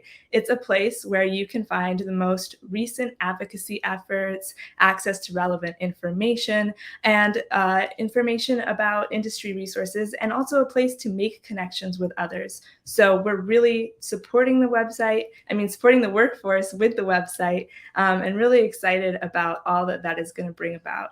Let's go to the next slide. So the next strategic goal and the alignment with it is rethinking culture. And with this website, we will be able to continue our work that you've already heard about from the EC committee as well as others within rethinking culture in our organization. And iterating on the feedback that we get from you, we're going to be able to, and our brand development team, we're going to be able to really continue to evolve and grow as an organization. And that will be so reflected in the website, and already is in this first iteration that we're creating and going to be launching soon. And so we are even rethinking how we vet listings. And this is kind of a call to action. If you were interested in the membership committee, if you're thinking of a way to get involved, that's really going to be a core piece of what is going to be thought about in these upcoming months, is how do we vet members and how do we make sure that the directory is hyper relevant, filled with great talent, but also equitable, and making sure that people have less traditional routes to their careers are also included as valued members within our directory. So we can go to the next slide. Another alignment with our strategic goal is to engage the ecosystem, which you heard me talking about earlier. But the website provides a platform to help us further engage the ecosystem. It will make it easier for stakeholders and partners to engage with the OMPA, like I was talking about, and for you to stay informed, to share ideas, to connect with other leaders, and to highlight our partners and participate in the work. And I just want to give a shout out to this beautiful new listing. This is what the listings will look like for members within the directory, and there'll be an opportunity to showcase even more of your work, very visually stunning. And I'm sure a lot of people who maybe aren't members at the moment might want to hop on board becoming a member, because you'll be able to show off your work in this amazing directory. Anouf has done such a good job of making the directory really functional, really easy to navigate, and find the talent that you're looking for. So I'm really excited to unveil that piece of it. This is just a little sneak peek. All right, we'll go to the next slide. Okay, so the other goal is to grow the org. And obviously that is the core element of what the website is all about. It's a large source of revenue for our organization, and having an improved website will help us to reach such a larger audience. There are, as you see in this little GIF here, there's going to be ways to, easily navigate to donating, to advertising, to getting involved, to sponsoring, or to becoming a member, or to joining a committee. So really the core of this redesign is so much about making it easy for you. You're not going to be going multiple places to sign in, to find the directory, all of that. And also very functional as a way of connecting our community even more, and being a resource you want to visit time and time again to get up-to-date information about our organization and the Oregon community at large. So let's go to the last slide. So looking ahead to 2022, we are going to be launching the website, and we are so excited about that. Again, a shout out to the wonderful website committee, all the members on it that have helped this process to come through, and to Oof, who has done such an excellent job of both thinking about the functionality as well as the design and aesthetic. And the two have been put together, as you saw in those little previews, just so beautifully and masterfully. And so we are really excited to bring this long project through to completion this year. And the website's going to be an evolving tool for our community to engage with more and more, and a hub for you to dive into all of the relevant information for our industry. I sped through that because I didn't want to take up too much time, but you're going to be hearing a lot more and seeing a lot more about the website very soon. So thank you all for your support, your patience, and we are just so excited to launch this new website. With that, I'll hand it off. Yeah, thank you, Nisha. Website coming. Very exciting times. It's going to do wonders for everybody whose work is on there, who's plugged into it. So yeah, we're excited. I'm excited. We've been waiting for it, and here it comes. So now we come to the part of the show where it's time for the hardware. Hardware, colloquial term for trophies. So it's not why we do it, for those who are doing it, but we do want to take a moment to honor some of those who have done it so well and just show some love and appreciation. And this is the time of the show where we get to do that. So up on the screen shortly, I think I'm going to have my friend David Allen Kress. Hey, David. Hello, everybody.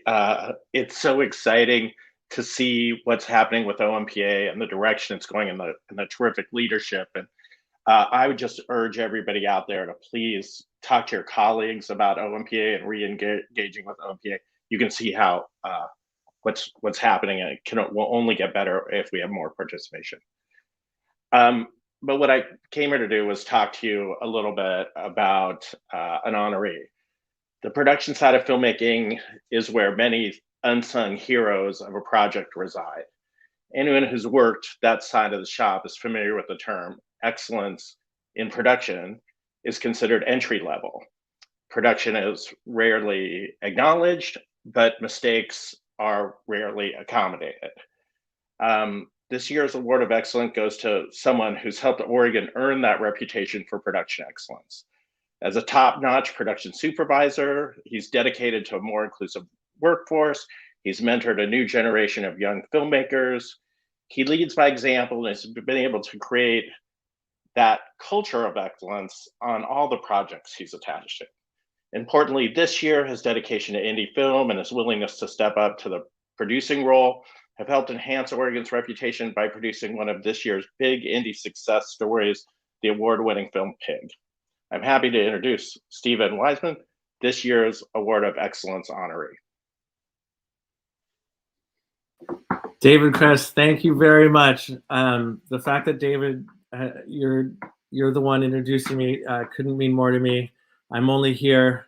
First of all, thanks everybody. It's such an honor, and I'm just sitting here in my kitchen, but shaken to the core to be a part of this. I've gotten to watch most of what's gone on tonight, and just thrilled to be a part of this organization and a part of Oregon Media and Film.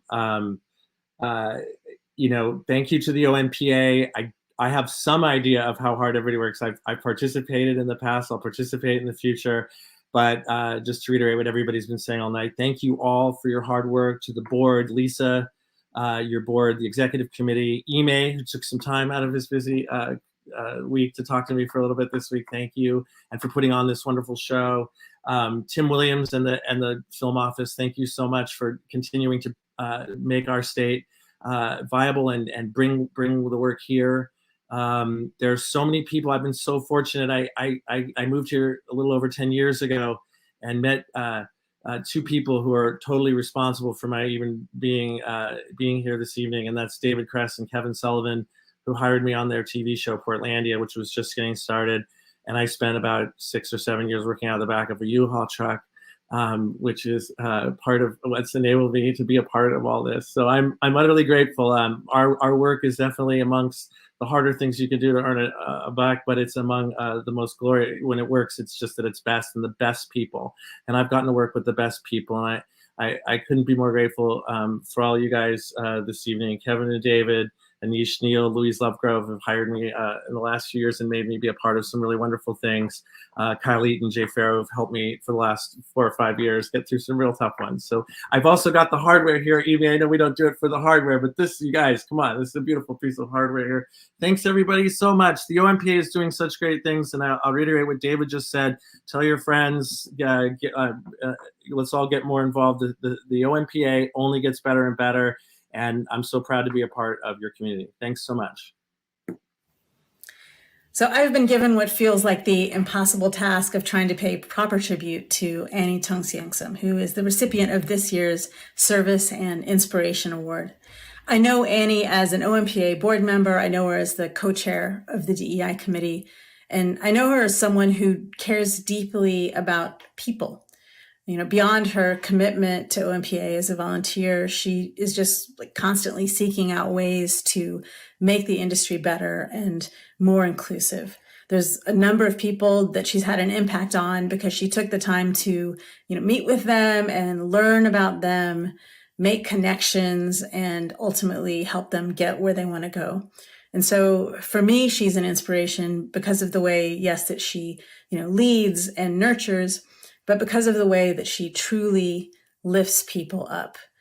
That's the thing that inspires me the most, and we need more people like her. So I'm absolutely thrilled that she's getting the recognition that she deserves.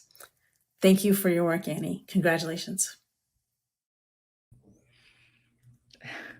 I knew I'd have a hard time speaking after watching whatever intro Dawn recorded for me. Thank you, Dawn, for nominating me, and anybody else who nominated me, as well as the awards committee. I'm really just one person doing this work. You know, I was given the advice when I joined the board, it's my first board I've ever been on, to treat it like a privilege to serve, and I've tried to do that. Fran nominating me to be on the board, my co-chair of the DEI committee. She's an inspiration, the way she's been an activist pretty much her whole life. And those around me who serve, who are those empathetic people, you know, that is my loved ones, my family, my friends, my daughter Maggie, for whom I'm always thinking of in doing any of this work. But the OMPA has connected me to the community.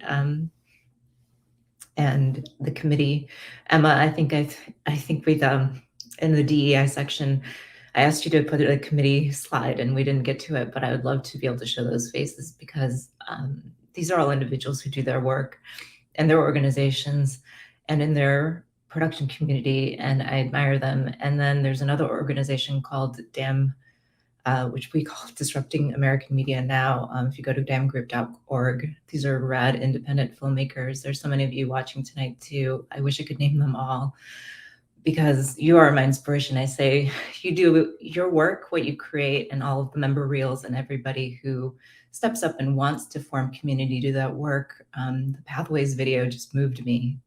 That's the production community I want to be a part of. I want actual industries to be a part of in the future, and all of you who are inspired. You may think you're one person, you know, that's just it. It's like, I'm one person, what am I going to do? But if ever there's a time where one person can inspire others to do more, to contribute in a way, to be seen, that's something that Fran showed me. It's just like a lot of people just want to be seen in the work. So this award, thank you. If I can get it in focus, it means a lot in just the connections and what it represents of this time that's been so meaningful. So thanks for allowing me to serve, and I hope that others will join in the fun. Thanks. Oh, Rashonda, another Brad person the OMPA got me connected to.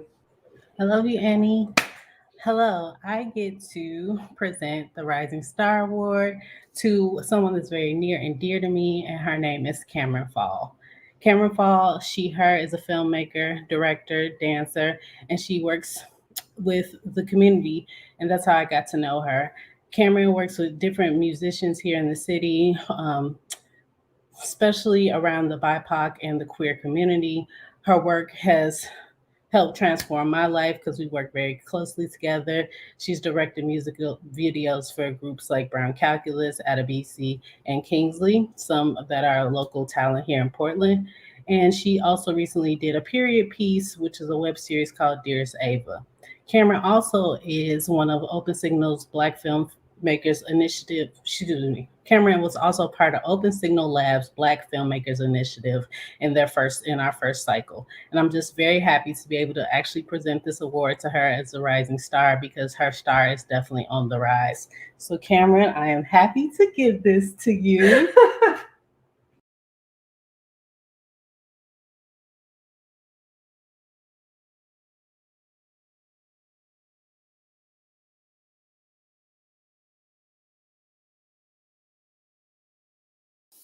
My mic was muted that whole time. That's on brand. What's up? One of the reasons why I'm so honored and overwhelmed by this award is because a long time ago, I decided that in order to survive in this difficult and dangerous world that we live in, that I would choose joy and I would choose community.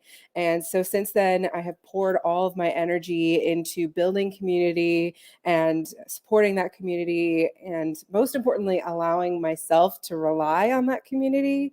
And so having this recognition from my people, from my community, is really touching, and I'm really overwhelmed. And so thank you, Rashonda. Thank you, OMPA. Thank you to Riley and Sarah, who keep my head on straight. And thanks to all of you, even if we haven't worked together, our circles haven't crossed, they probably will. It's a small world.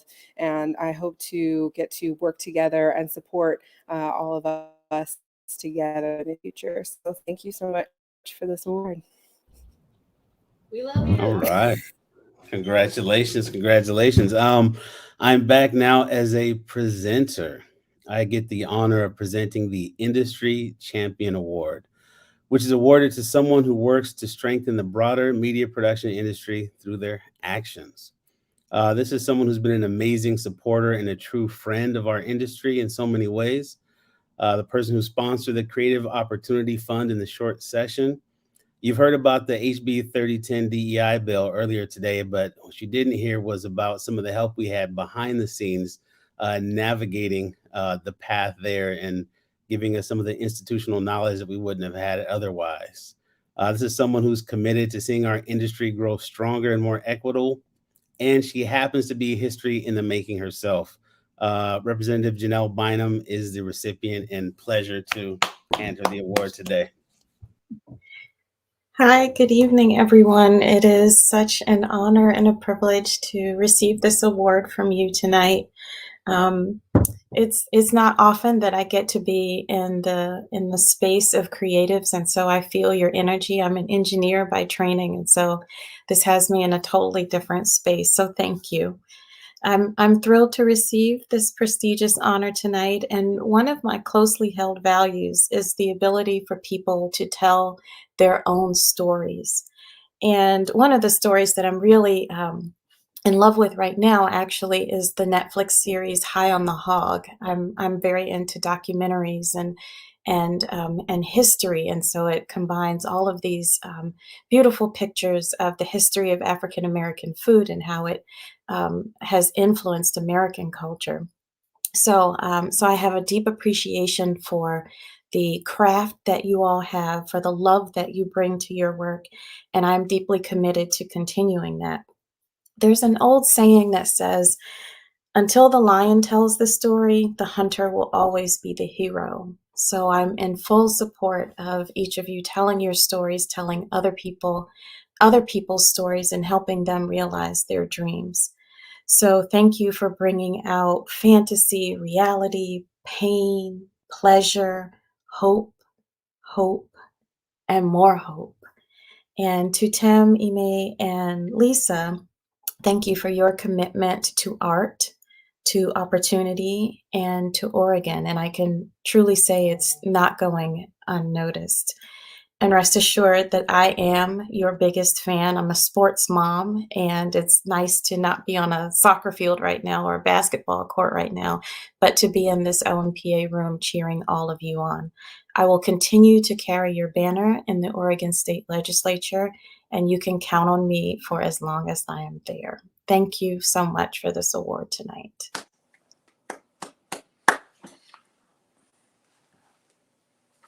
Awesome. Awesome, Representative. Thank you so much for being a supporter, a constant supporter of us. And I'm here to present the award for Commitment for Good to Good award. And the she started a filmmaking program in Portland for homeless youth in 2009, and made it a standalone organization in 2015. Outside the Frame has become synonymous with homeless youth empowerment. She's been an advocate for providing sustainable access to our industry through the OTF training programs, and has been instrumental as a contributor to the expansion of the Oregon Media Pathways program.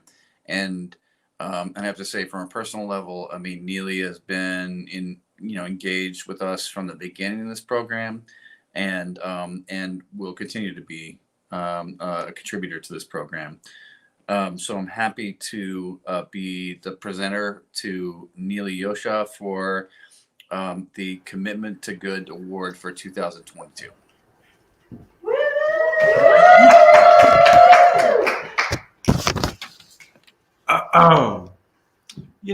OMPA, you have great taste. I'd also be giving us an award if I was in your position. My name is Jolly Rapper. That's Rapper with a W, and we are Outside the Frame. You know, many of us here were living on the streets, and now we make films, and we work at OTF as instructors, mentoring youth who are in the same positions we once were in.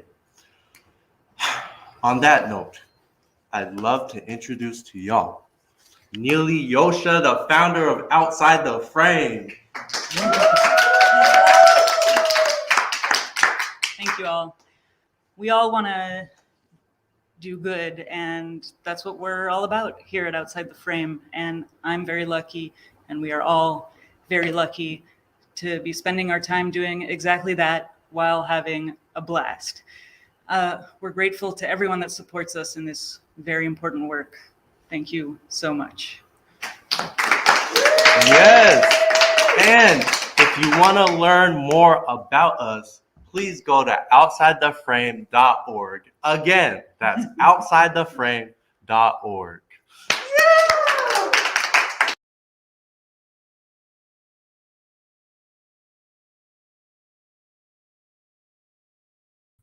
There we go. Congratulations, Outside the Frame. And Neely, that was beautiful.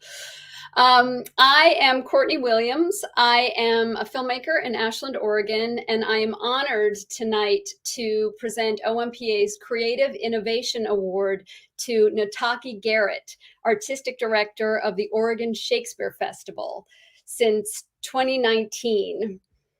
In the past few years, Nataki has expanded OSF's offerings and their audience by launching a digital streaming platform called O.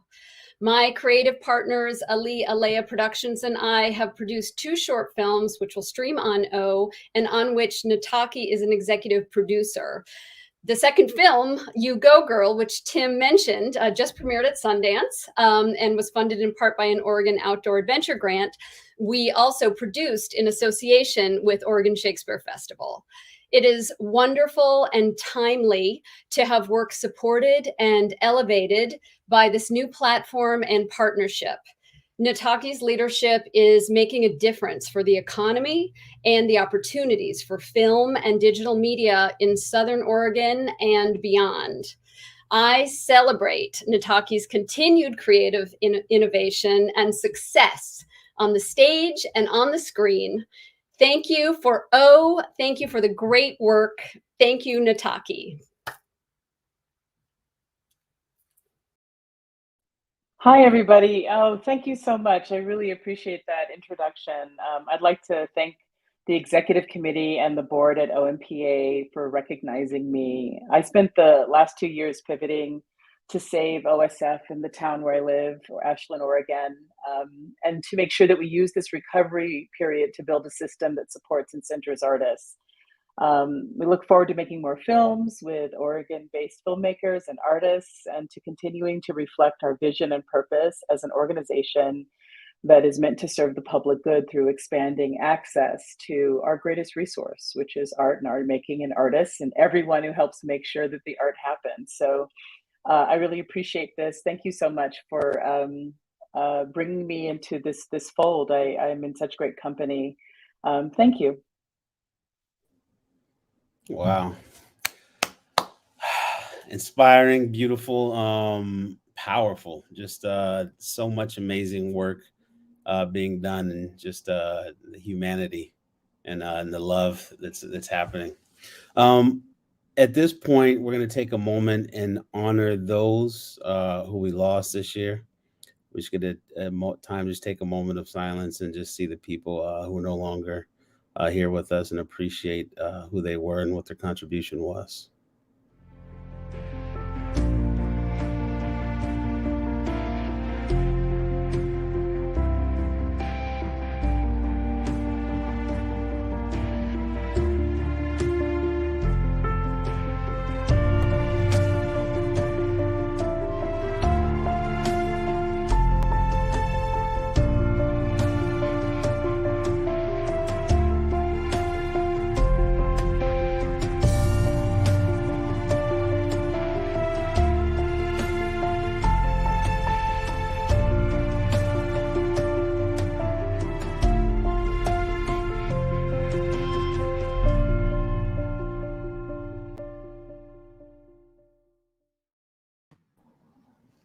Kills are gone, but not forgotten as we continue to lift the tales of who they were and their names. Hey, Lisa. Hey, Ime. I'm here to provide a few acknowledgments as we close out the show. My heart is so warm after all of this. This community is amazing, and I am just so honored to be part of it, inspired by each one of you, and so glad that everybody was here to be able to see this dedication and passion that so many are bringing to making this community stronger. So just a moment to acknowledge them. The slides are up. Okay, so we've got our annual sponsors who support our work throughout the year. So thank you for your ongoing unrestricted contributions that we can invest in the ways that are most meaningful for this community. I want to thank tonight's event sponsors as well, who helped make this evening possible. If we could advance, there we go. Thank you so much to those entities and their ongoing support. The board putting all their names up because they have done so much over the last year to lead this organization into the future. Thank you. As well as committee chairs, a lot of similar names on here, but these folks put a lot of time and effort. It's a big commitment to bring their strategic and creative mindset and make things happen. Thank you, committee chairs. The showcase team that put this event on tonight. Thank you, Ime and the rest of your crew who made this a wonderful, successful event. And the committee members, volunteers, supporters, and partners of too many I can name tonight, but I know who you are and you know who you are, and I just want to say thank you. And then, of course, our members. This event and everything you heard about tonight, everything we do is made possible by our members. You are our reason for being, and cannot thank you enough for your ongoing support of this org and its mission. So filled with so much gratitude, and I'm looking forward to what this next year brings. So here's to 2022 and a giant in-person party sometime soon. Yes. Thank you. We get to move to in person. We're excited. Yeah, thank you, man. This virtual thing worked out even better than I could have hoped. So beautiful. Again, if you're not a member, members, thank you for being members. If you're not a member yet, plug in, join up. And we're here to let you know there is, even though we're virtual, there's still an after party because you couldn't see everyone's face. So there's a link at the bottom of the screen. It's a bit.ly, so you can click on it and it'll take you there. And that's more the Zoom that we're used to seeing, where you can just see everyone's faces, feel the energy. It's not going to be like specifically organized or breakout rooms. It's just come in and like a regular party, just jump in. So that's what that is. So check it out. Click on it. We'll be there. I think is anything else, Lisa? Are we there? You're muted. Oh, geez. I said I think that's a wrap. We'll see you at the after party. All right. Thank you, guys.